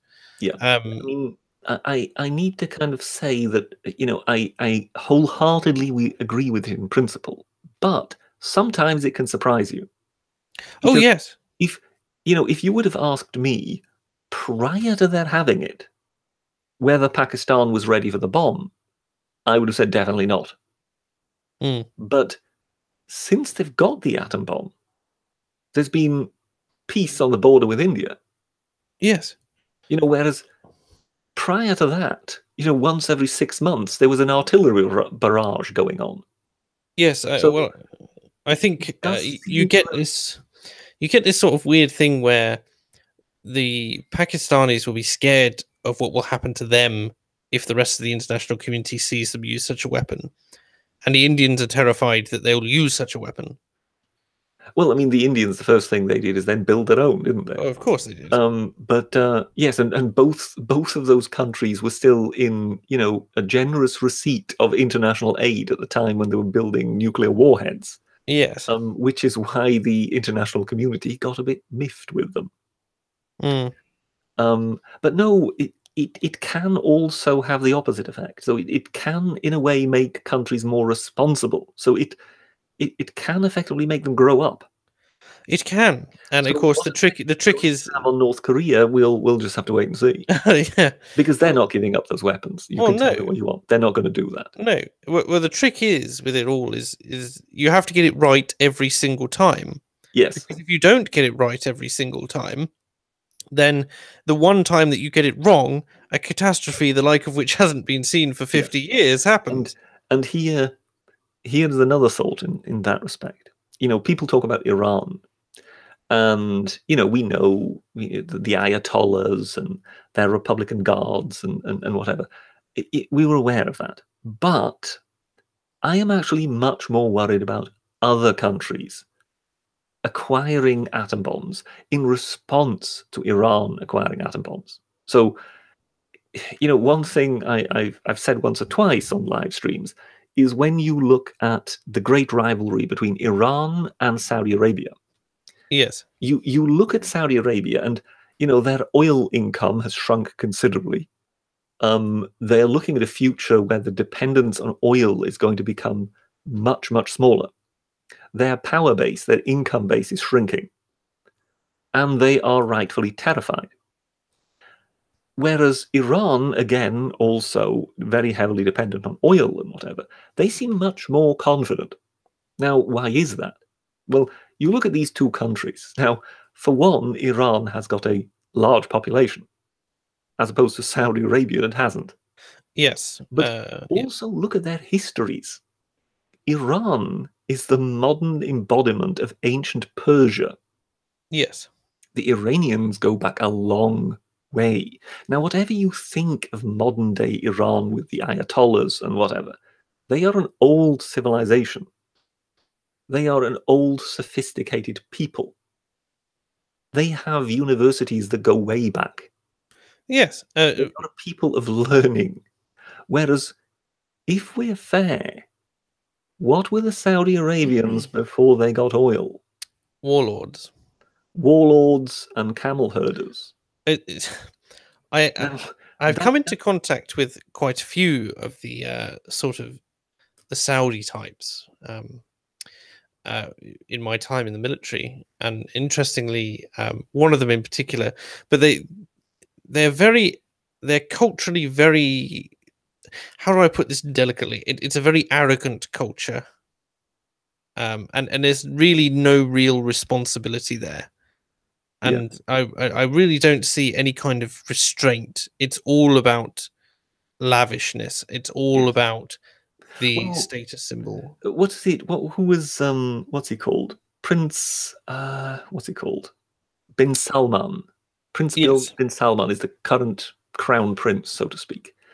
I knew an Al Sabah.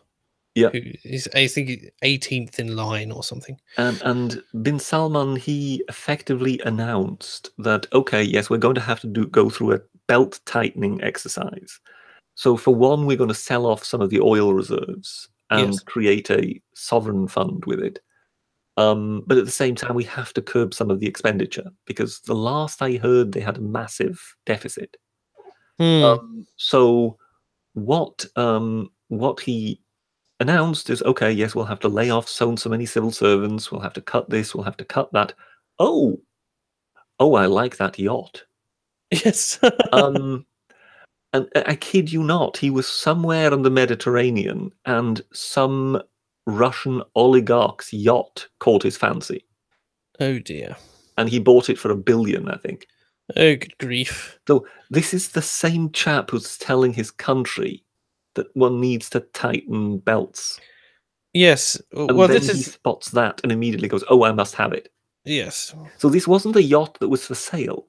This No, was a it yacht was just a that yacht he somebody wanted. else had, and he said, I must have it. Yes, everything has a price.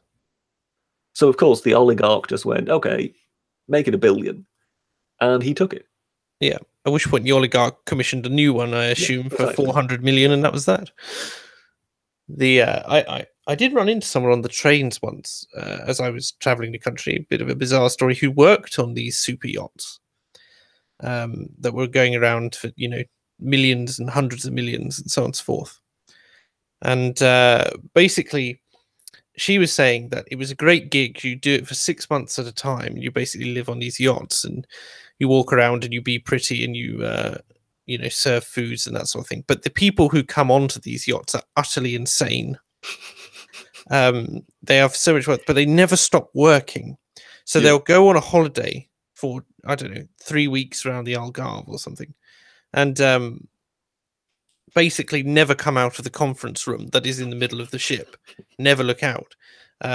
She said she worked on. So it's their families and their entourage really who get a holiday. Basically, they remain in the bunker, so to speak, connected with the rest of the world. She said she would never do a Russian one again because although they tipped very well, I think they were on the boat for 2 weeks or something, pulled into a port. This oligarch turned up and gave them all £5,000 each. And that was a bonus for the day, and more came after that. Although she naturally wouldn't go into detail to a stranger on a train, but basically he spent all of his time destroying things on the yacht, including, she said, he spent 3 days where he didn't come out of his quarters and he was throwing knives for the entire time, and he would only see his personal attendant, who very nearly died because he would just throw them around. Yep. Including at the door when she basically the inappropriate moment you might be in trouble. Yep. Oh, so she would wait for a thud and then come in, whilst also trying to be quick enough that he would be happy with her. And and then he didn't go, and she said they're insane. I mean, utterly insane. Well, here's the question then. Who was the owner of the first super yacht? I don't know, I'm afraid. Well, I mean, I've never heard this described as a super yacht, but I guess you would have to look at it as the super yacht of its day. And that was Onassis, the chap who married Jackie Kennedy. Okay, I'm not familiar, but go on. Well, Onassis was one of the richest men in the world. He was a shipping magnate. I mean, if you think of it, he was Greek. And the Greeks, of course, have a great many ships, because if you think of all those hundreds of little islands, that it takes a lot of shipping in order to connect all those with each other. So the Greeks have a long history of being seafaring. Yes. And yes, he was a kind of huge international shipping magnate. He had enormous amounts of money. He was more than likely one of those people, like Rockefeller once said, if you know how much money you have, you're not a proper billionaire. Yes. And he was in that category. But let's just say he was security conscious. Mm-hmm. So he kept $1 million worth of gold on each continent except for Antarctica. Okay. And now it really gets good. His yacht, he's sometimes, you see old photographs of him and Jackie Onassis as she then became, in or around the yacht and whatever.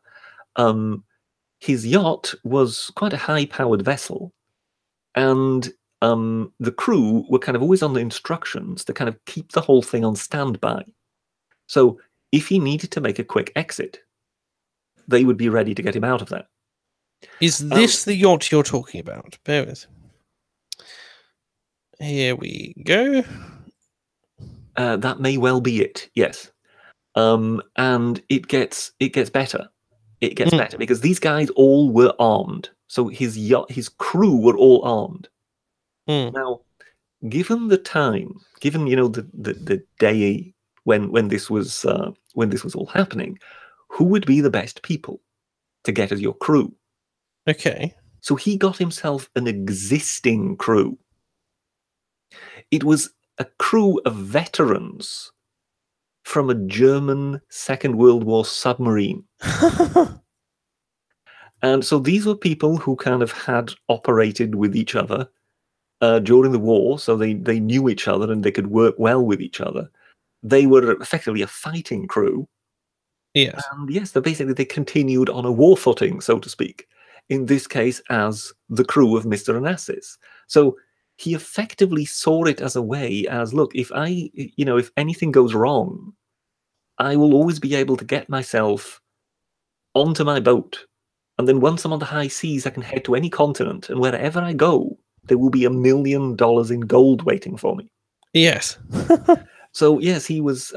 You can sort of see once you're that rich, you can start thinking strategically, so to speak. Well, yes. But yes, he had a Second World War submarine crew as his yacht crew. So yeah, that must have been something quite special. I mean, considering they weren't all prosecuted, quite yes. Well, no, I think when it came to submarine crews, I don't think anybody was ever prosecuted for things, because one kind of understood that submarine warfare was simply part of the dirty end of war. Yes. I believe for a long time, British submarine crews actually flew a pirate flag. I have no idea. Yes, when they would come in, they would have the skull, and when they come back into port, the Jolly Roger crossbows. Yes, because they would officially never be flying their flag because they were submarine.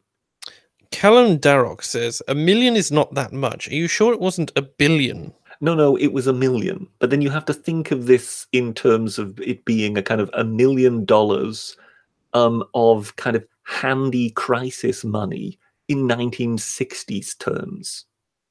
Yes, very much worth much more. I mean, even if you go back to, I believe it's 40 years that it takes for something to lose 4 times its value.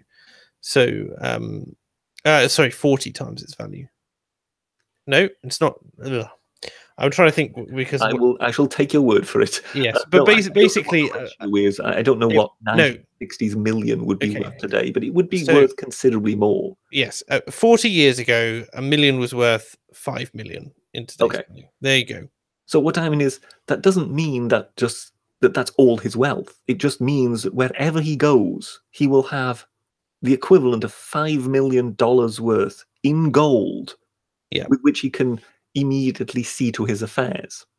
Yes, that is not an insignificant amount of money, is it? Really, if you spread that round so that it's on each continent. So you've got a chess piece on each continent. You wouldn't sniff at that, would you? Yes. Prospero058 says, it is said that Jackie married Onassis because of how security conscious he was. After RFK was assassinated, she became terrified in regard to her children's safety. I could see that making some sort of sense. Yes. Interesting. I don't know how we managed to get quite this far off topic from what history we'd like to see taught in schools. I see BubbleViz has just said, off topic, CDU and CSU have reached an agreement on immigration. Oh, I wonder how long-lasting that immigration agreement will be. So that means Merkel isn't toast. Not quite yet. Her approval rating may yet recover. Well, you have to understand that the Bavarian part, I struggle to remember which part it is, if it's the CDU or the CSU. Effectively, they're a union. So they're two parties that operate as one. Yes. And one of them operates in the rest of Germany, and the other operates in Bavaria. And Bavaria is kind of the mainstay of German conservatism. Yes. And is the leader of the Bavarian party that is basically telling Merkel, look, we need to do something about immigration. This simply won't fly with my electorate. Yes. And that's why he's kind of had Merkel over a barrel. You know, and she's been desperately trying to come to some sort of agreement with other European leaders. But you've got the feeling whatever happens, it's just going to be a sticking plaster. Because the fundamentals remain the same. You know, if you introduce a few camps and whatever, as they've agreed to now with the European Union, that's not going to go very far. No, it really won't, particularly when you run out of room. And you have to understand, you know, you need to kind of understand how conservative some of those Bavarians are. And at the same time, of course, they are looking over their shoulder and they're seeing the AfD Yes. sort of coming up very strong. I mean, any party that can go from 0 to 15% in the period of one election, that's incredible. You know, so basically, the last election they didn't exist, and then this latest election, they polled 15% of the vote, or roughly thereabouts. That's incredible, and that shows you why the Bavarian part of the CDU-CSU is worried, why they're desperate to kind of see something happen here. I think you're a secret German. Oh, of course, Definitely. I think you might just be slightly wrong with your assumption that I went to school in Germany. But der Britta ist ein heimlicher Deutscher. Ein heimlicher Deutscher? Nein, ich bin kein heimlicher Deutscher. See, I've revealed him for what he is. Yes, by making him say that he's not a secret German. Yes, making him say very suspiciously. What was it in Inglorious Bastards when it's the way that he says the number 3, isn't it? That reveals that he's a British agent and not German. Oh, does it? Talking. Have you not seen the film? I've only ever seen that film once, and I wasn't paying all too close attention. The scene right near the end, Michael Fassbender is playing a German, a British person playing a German person. Yes. As an SS officer in an underground bar. And when isn't that the chap who kind of claims that he grew up in a certain part of Germany where they've all got that strange accent? I have no idea. I have no idea about his personal history. No. His character does. The character in the film, yes. I believe, claims that. That was right. And then when he asks him about his 3 squad mates or something, and they're all pointing guns at each other under the table, if I remember rightly. Yes, and he puts up a thumb and 2 fingers, and the German way of doing it is the 3 central fingers, apparently. Germans indicate 3 using a thumb, 4-finger, and middle finger, and Brits using 4 middle and ring fingers. Sorry, that was it. What? Supposedly at the time. So yes, I think Mr. Tarantino used a bit of poetic license there, did he? I think his entire film is poetic license there. Callum says other way around. That's what I thought. Yes, exactly. Tacitus is, for some reason, saying things which are definitely not. 1, 2, 5, 6, 7, 8, 9 sein. I have no idea. 1, 2, 1, 2, 4, 5, 6, 7, 8, 9 sein. No, I think he's attempting to count to 10. I think we're pretty much in sort of ancient Anglo-Saxon. It's very phonetic there. Yes. 1, 2, 4, 5, 6, 7. 1, 2, 3, 4, 5, 6, 7, 8, 9, 10. Yes, exactly. I think we got there in the end. Just about. For those of you wondering, I've just declared war on Poland. Yes, that's exactly what that means. If you count to 10 back to front as well, you declare nuclear war on the rest of the world. From 10 to 1. But I wish I could remember it now. I learned a load of I say a load, some basic phrases of Ekegusi, which is a small dialect from a Kenyan tribe when I went over there. That was quite fun. Do like other languages. So It's we'll always good. just wait for you to break into fluent Swahili one day, shall we? Swahili, not quite. But I did enjoy doing it, and they delighted in teaching me a few bits and pieces here and there. And I regret to say I've forgotten it almost all entirely. Very sad. I remember, given that we're talking about, since you mentioned Kenyans, I remember a delightful Twitter conversation once, which once again was one of these social justice types, telling us Brits how we were terrible about everything we ever did in the world, and how we so terribly abused the Mau Mau. Oh yes, terribly. Yes, and I kind of tried to sort of, maybe you want to Google what the Mau Mau did. Yes. But no, he was having none of it. I was just being an apologist for the cruelties that had been inflicted on the Mau Mau. And you just sort of thought, well, no, I'm sorry, but if you're unwilling to actually look up what happened in that gruesome conflict, you may be missing the point here. Yes. But that was it was one of those things that, he'd obviously heard something in the news once, and then immediately leapt to it that this was yet another case of the cruelty of the British Empire, how we just liked torturing people. Well, this is one of those all cultures are beautiful people, isn't it? Who doesn't really do their research and doesn't understand that cultures are different and very much not equal. Yes, and how, and one isn't really aware of the fact that most of the Kenyans would have liked the Mau Mau to go away. Yes. And also that it's not a bad thing as well. There's consistent idea that equality is the ideal is potentially true. Equity isn't, but equality is. But the idea that the fact that things aren't equal today is somehow the consequence of some grand conspiracy or oppression or whatever, and that we aren't working to fix that, and that there will be changes involved, and that we're not already in a flash state.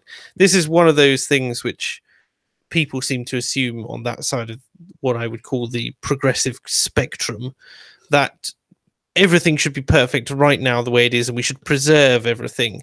Yes, or else if we just introduced the changes they are asking for, everything will be perfect. Yes. I mean, ridiculous. Utterly ridiculous.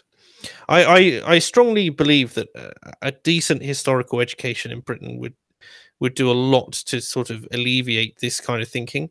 When I was studying military history for my exams, when I went through officer training in the RAF, basically the main thing that came through that was the biggest lesson that we learned in recent history was in Iraq and Afghanistan, specifically in Helmand province in Afghanistan, where we went there and found that the locals were not very happy with us being there. And we couldn't work out why. For ages, they would spit at us in the street, etc.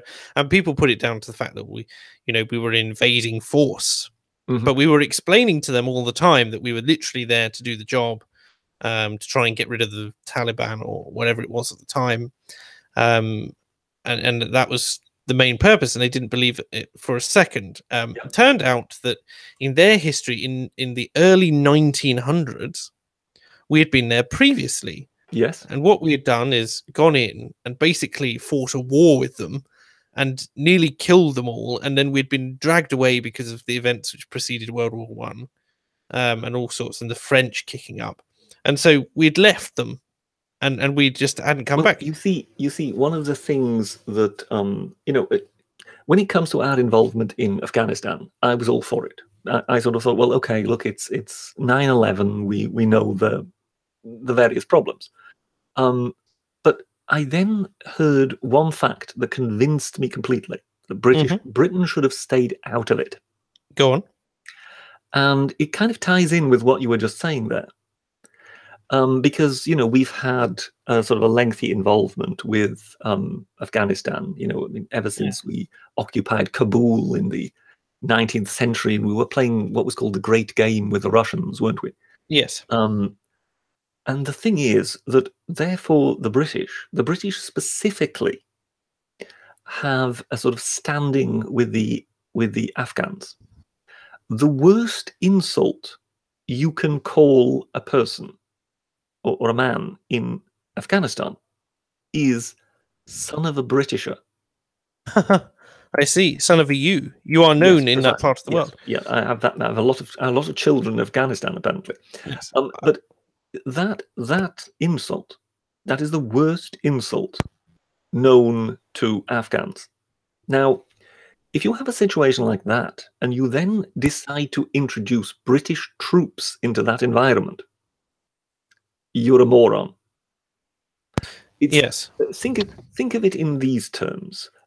Think of there being some kind of crisis in Croatia, and they haven't got enough police, so they introduce Serbian police force. Oh, that would make perfect sense. Yeah, that would really go down well, wouldn't it? Oh dear. How would the British kind of react to their police force being reinforced by Germans? Yes. I don't think it would go down particularly well, no. You know that anybody who would kind of seek to attack the police and whatever, they wouldn't attack the local British police. They would be attacking the German police. Yes. And when it came to Helmand province, the British overall, not obviously the Americans lost more because they had many more troops there than we did. Yes, they did, yeah. In terms of proportion, we lost more troops than anybody else. For one simple reason. We pretty much had targets on our back. Yes, they hated us. They in common... local guy who wanted to be a suicide bomber, you would want to go to Helmand province and blow up some British soldiers, because those were the hated ones. Yes, those were the people they hated. The soldiers were consistently being walked up to and asked whether or not they were going to finish the job. And they had no idea what the job was. And their translators basically had to explain to them that they believed that this war was this sort of hate campaign by the British against them, and that basically they had returned to finish the job.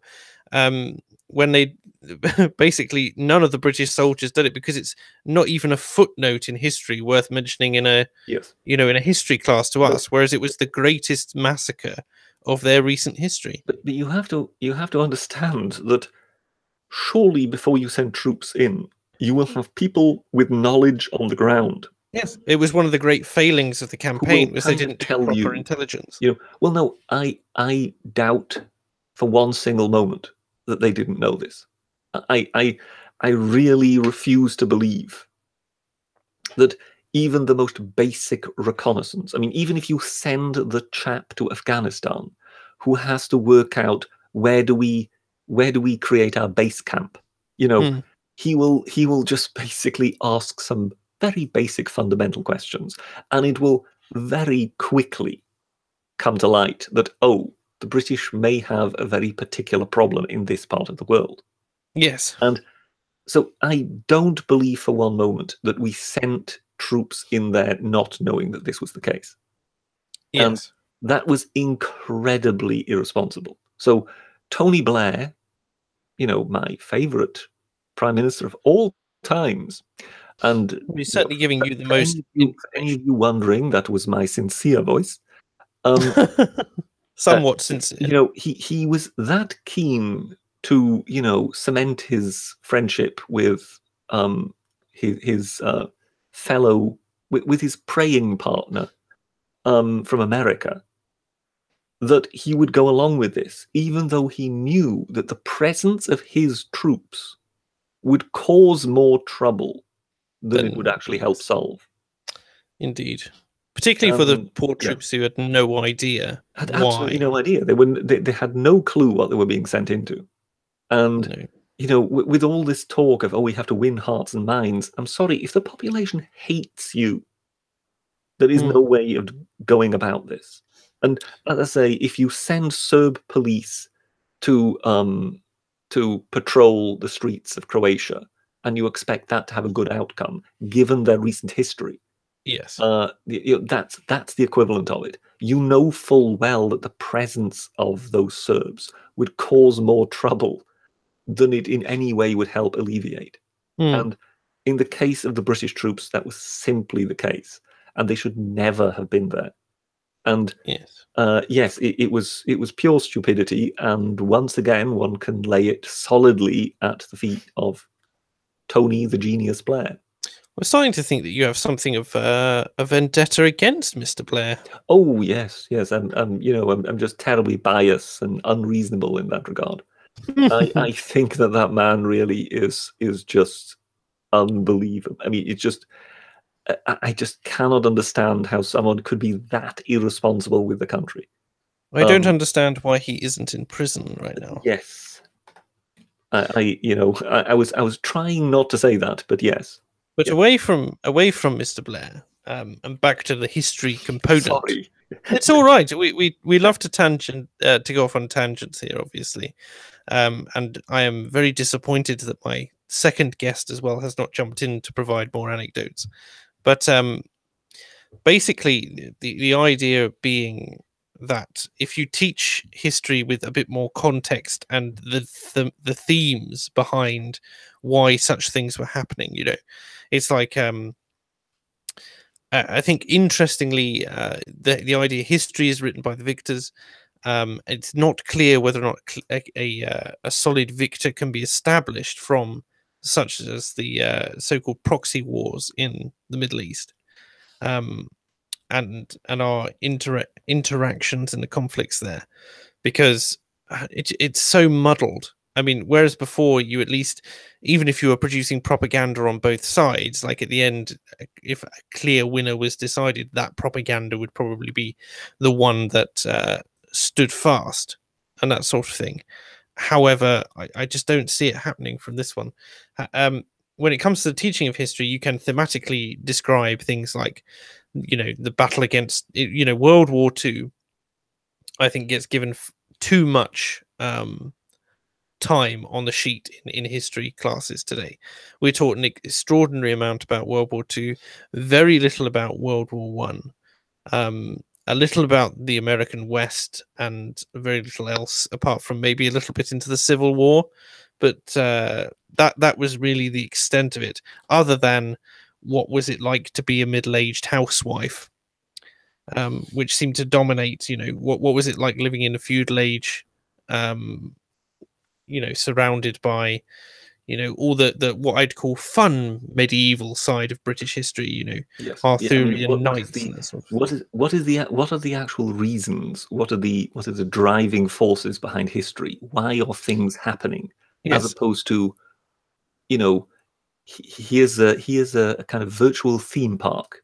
This is what the house would have looked like from inside. Yes. But it's not a real. It's not a real what the chores would have been on an everyday basis. I really don't understand why we aren't taught more about the Magna Carta, for instance. There may be very good reason they're not teaching us about that.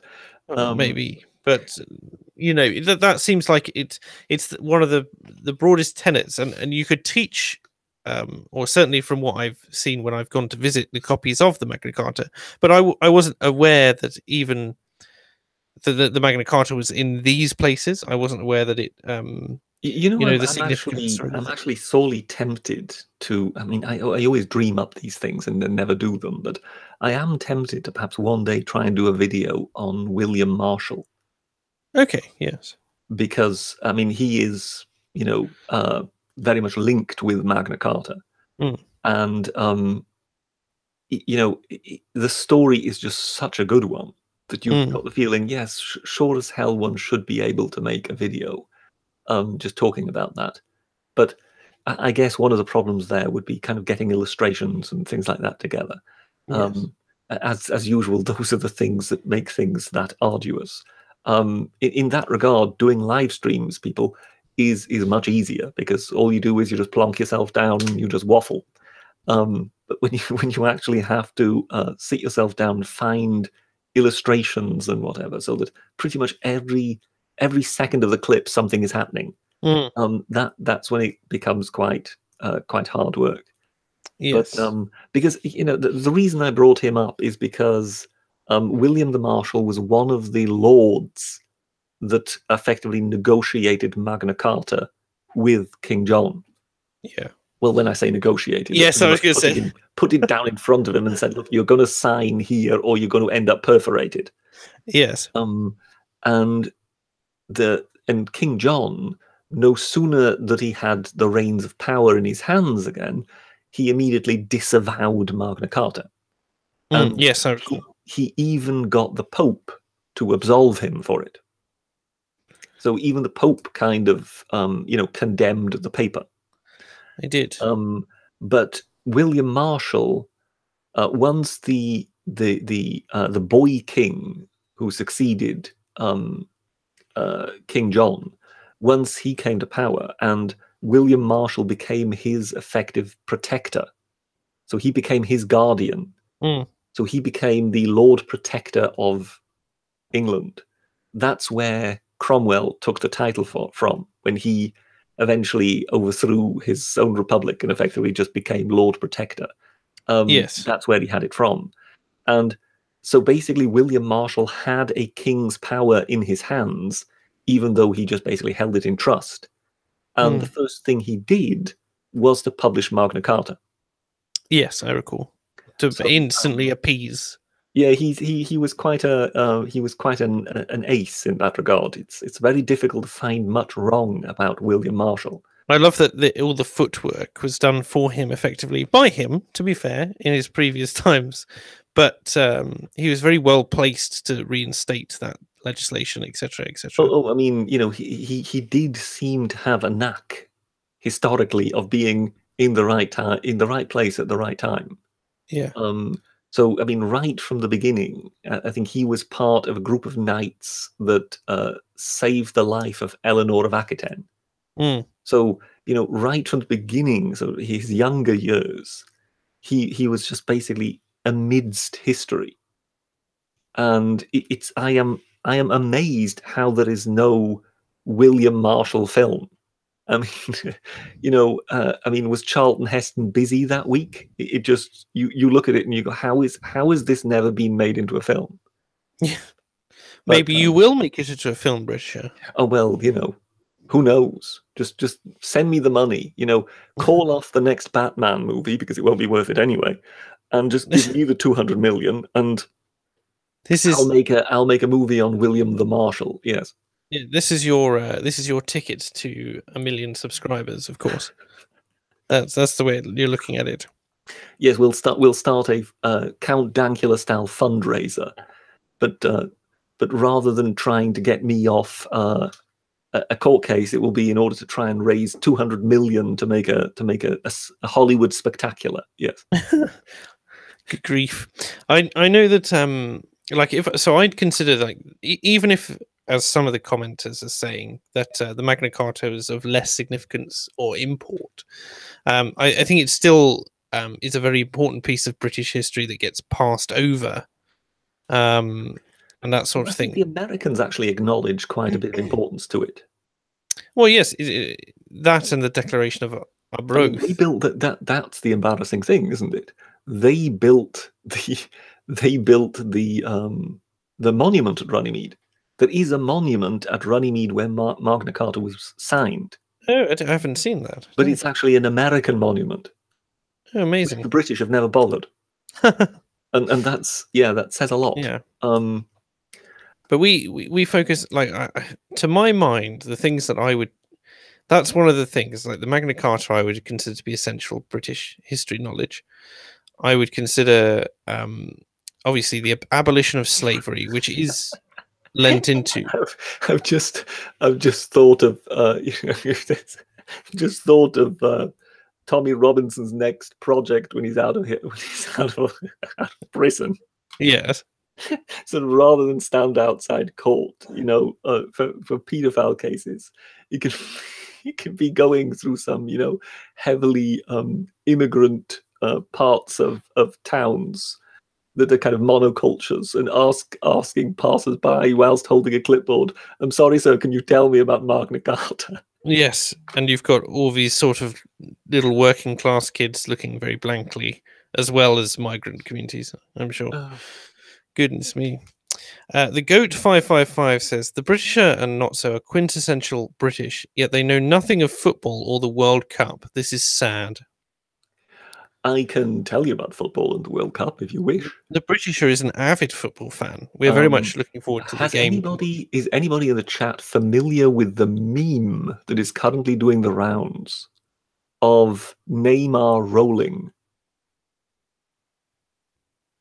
No. There doesn't seem to be any answers there. So much to my not knowing about football. No, that is Neymar is constantly falling over as though he'd been struck by lightning and rolling in agony. And somebody has made a little meme whereby you see him running and he gets tripped up. And then as he falls and rolls, this kind of spectacular roll, whereby you think, hang on a moment, you surely weren't traveling that fast. Why are you rolling 16 times, if you know what I mean? Yes. And they just basically, he continues on rolling. And he's rolling down the motorway, and he's rolling across the countryside, and he's rolling, and it's kind of set to the music, singing rolling, rolling, rolling. Yes. It's beautiful. Because, yes, it's pathetic. I'm sorry. I'm not one of these people who's constantly demanding manliness on the pitch and whatever, but to see the Brazilians with all their skill, yes, reduced to such low tactics. Because you sort of think, I'm sorry, but okay, so you want to beat the other side.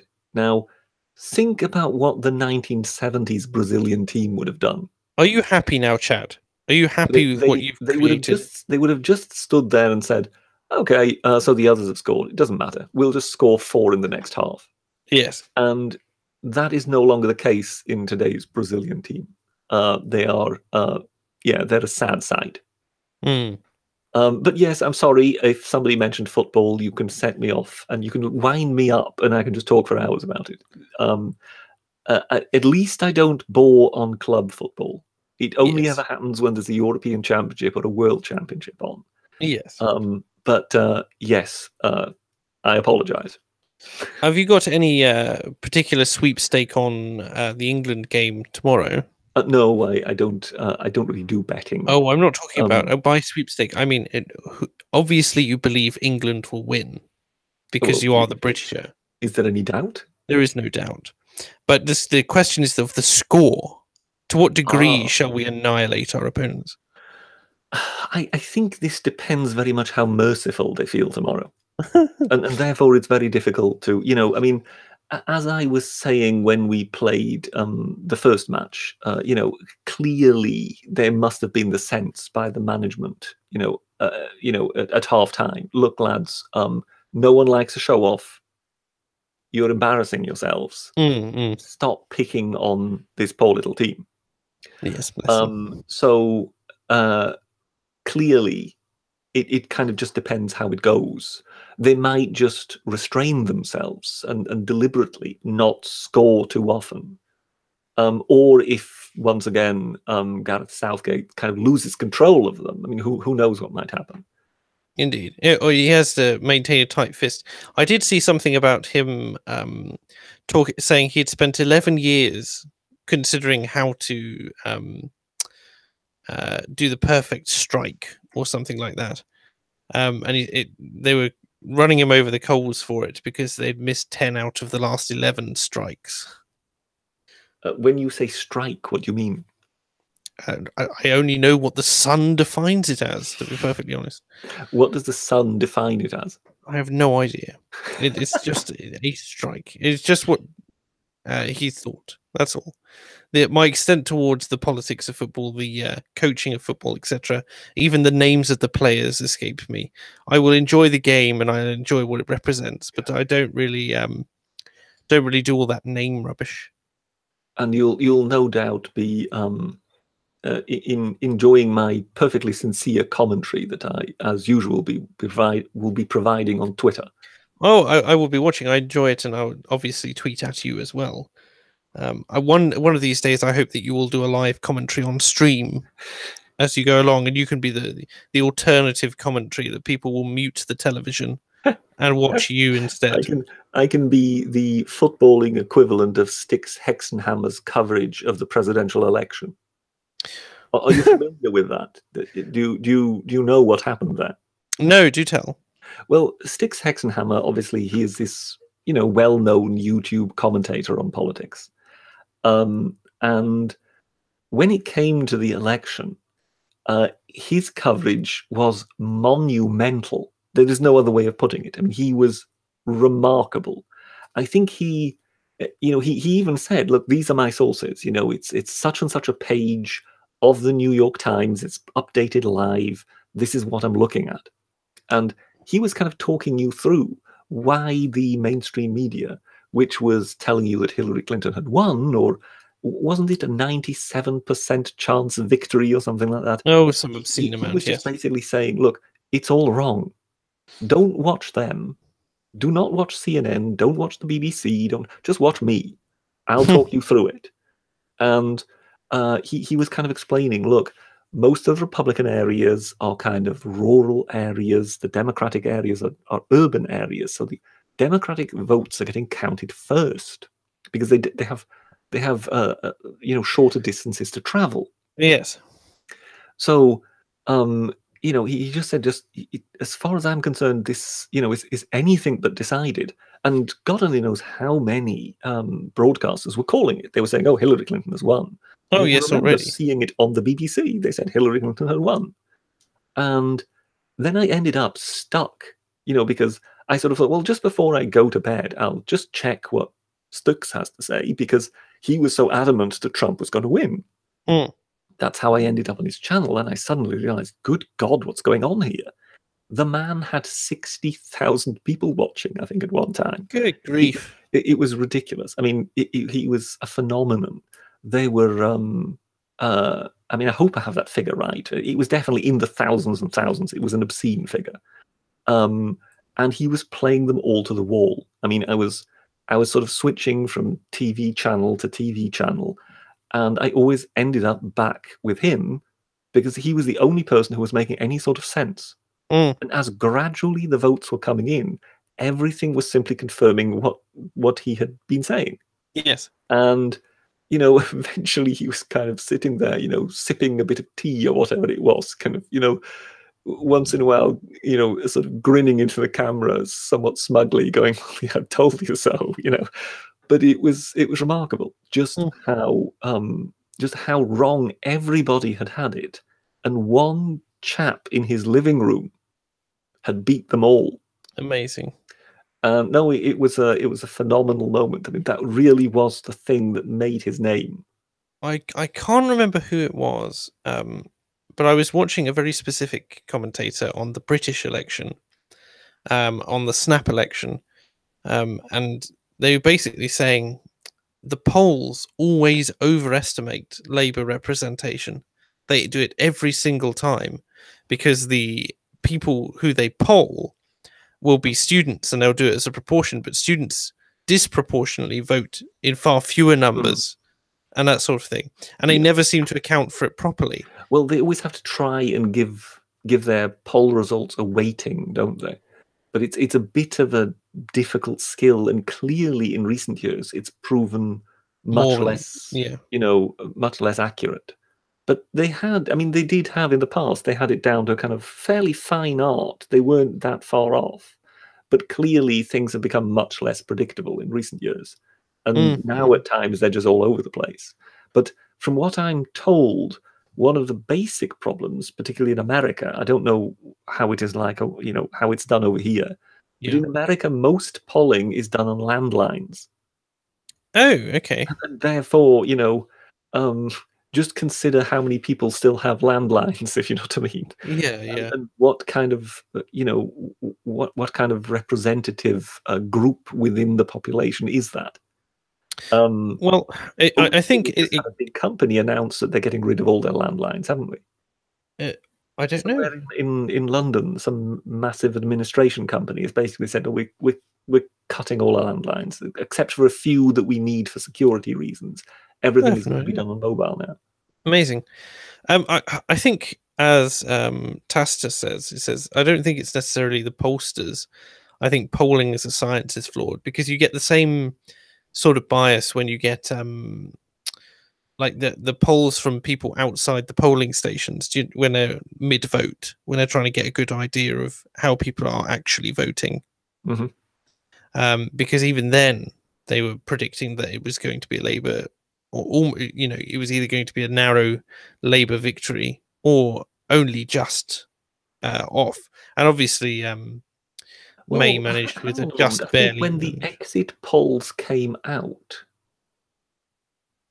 I mean, I'm trying to remember which election that was, because I definitely remember, the famous Paddy Ashdown exclamation: "If these figures are true, I'll eat my hat." And they turned out to be accurate.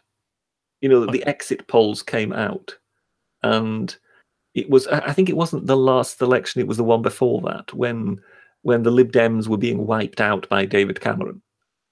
Potentially. I don't recall. The polls hadn't really predicted that and whatever, but then the exit poll said this has happened, and Paddy Ashdown in the studio basically said, "Oh, if this is true, I'll eat my hat." Did he? Well, this is just it. After that, he was prompted several times, and I'm not talking on the show, I'm talking later on. Yes. And there was never any. He didn't seem to be showing much humor, if you know what I mean. No. Whereas you would think what you would do is you would just go to some kind of cake shop or whatever and have them make you a giant hat cake or something, Yes. But no, he just basically refused to answer any questions in that regard, which kind of showed him to be a bit of a sore loser, to be honest. He's very dry in that respect. Yeah, but no, it's one of those things that I think will stick with him forever. As in, I mean, when you're live on television, you're telling David Dimbleby that these figures are false, and if this is true, you'll eat your hat, and then nothing comes of it. Yeah, bit of a poor show. Yes. Where's the honor in that, I say? Anyways, on that note, I'm afraid it is time to end. The stream must come to an end, as all good things do. We will be back next Monday, provided nothing untoward happens. And I also have a stream which is going on this Sunday, talking about what constitutes far right. That's with. So you're talking about Academic Agent again, are you? Oh, obviously, yes. Just it's going to be only a description of him. That's with Working Class Liberalist and Halsey News, if any of you are familiar with him. Scott Halsey of Halsey News. And yeah, it's going to be a fun one. But it's been a pleasure and a privilege to have you all here. This is the most viewed stream I've had by far. And I look forward to see you on the next one. Feel free to tweet at me different topics, by the way. I'm coming up with these basically by myself every week, and I'm happy to continue to do so. But if there's something you particularly want us to talk about, then I'm more than happy for you to tweet at me. My link will be in the description, or you can find it on Twitter at Not So Obvious. And there we go. Thank you very much. Any closing remarks, Britisher? I am speechless. Good to see you. Take care, everybody. Goodbye.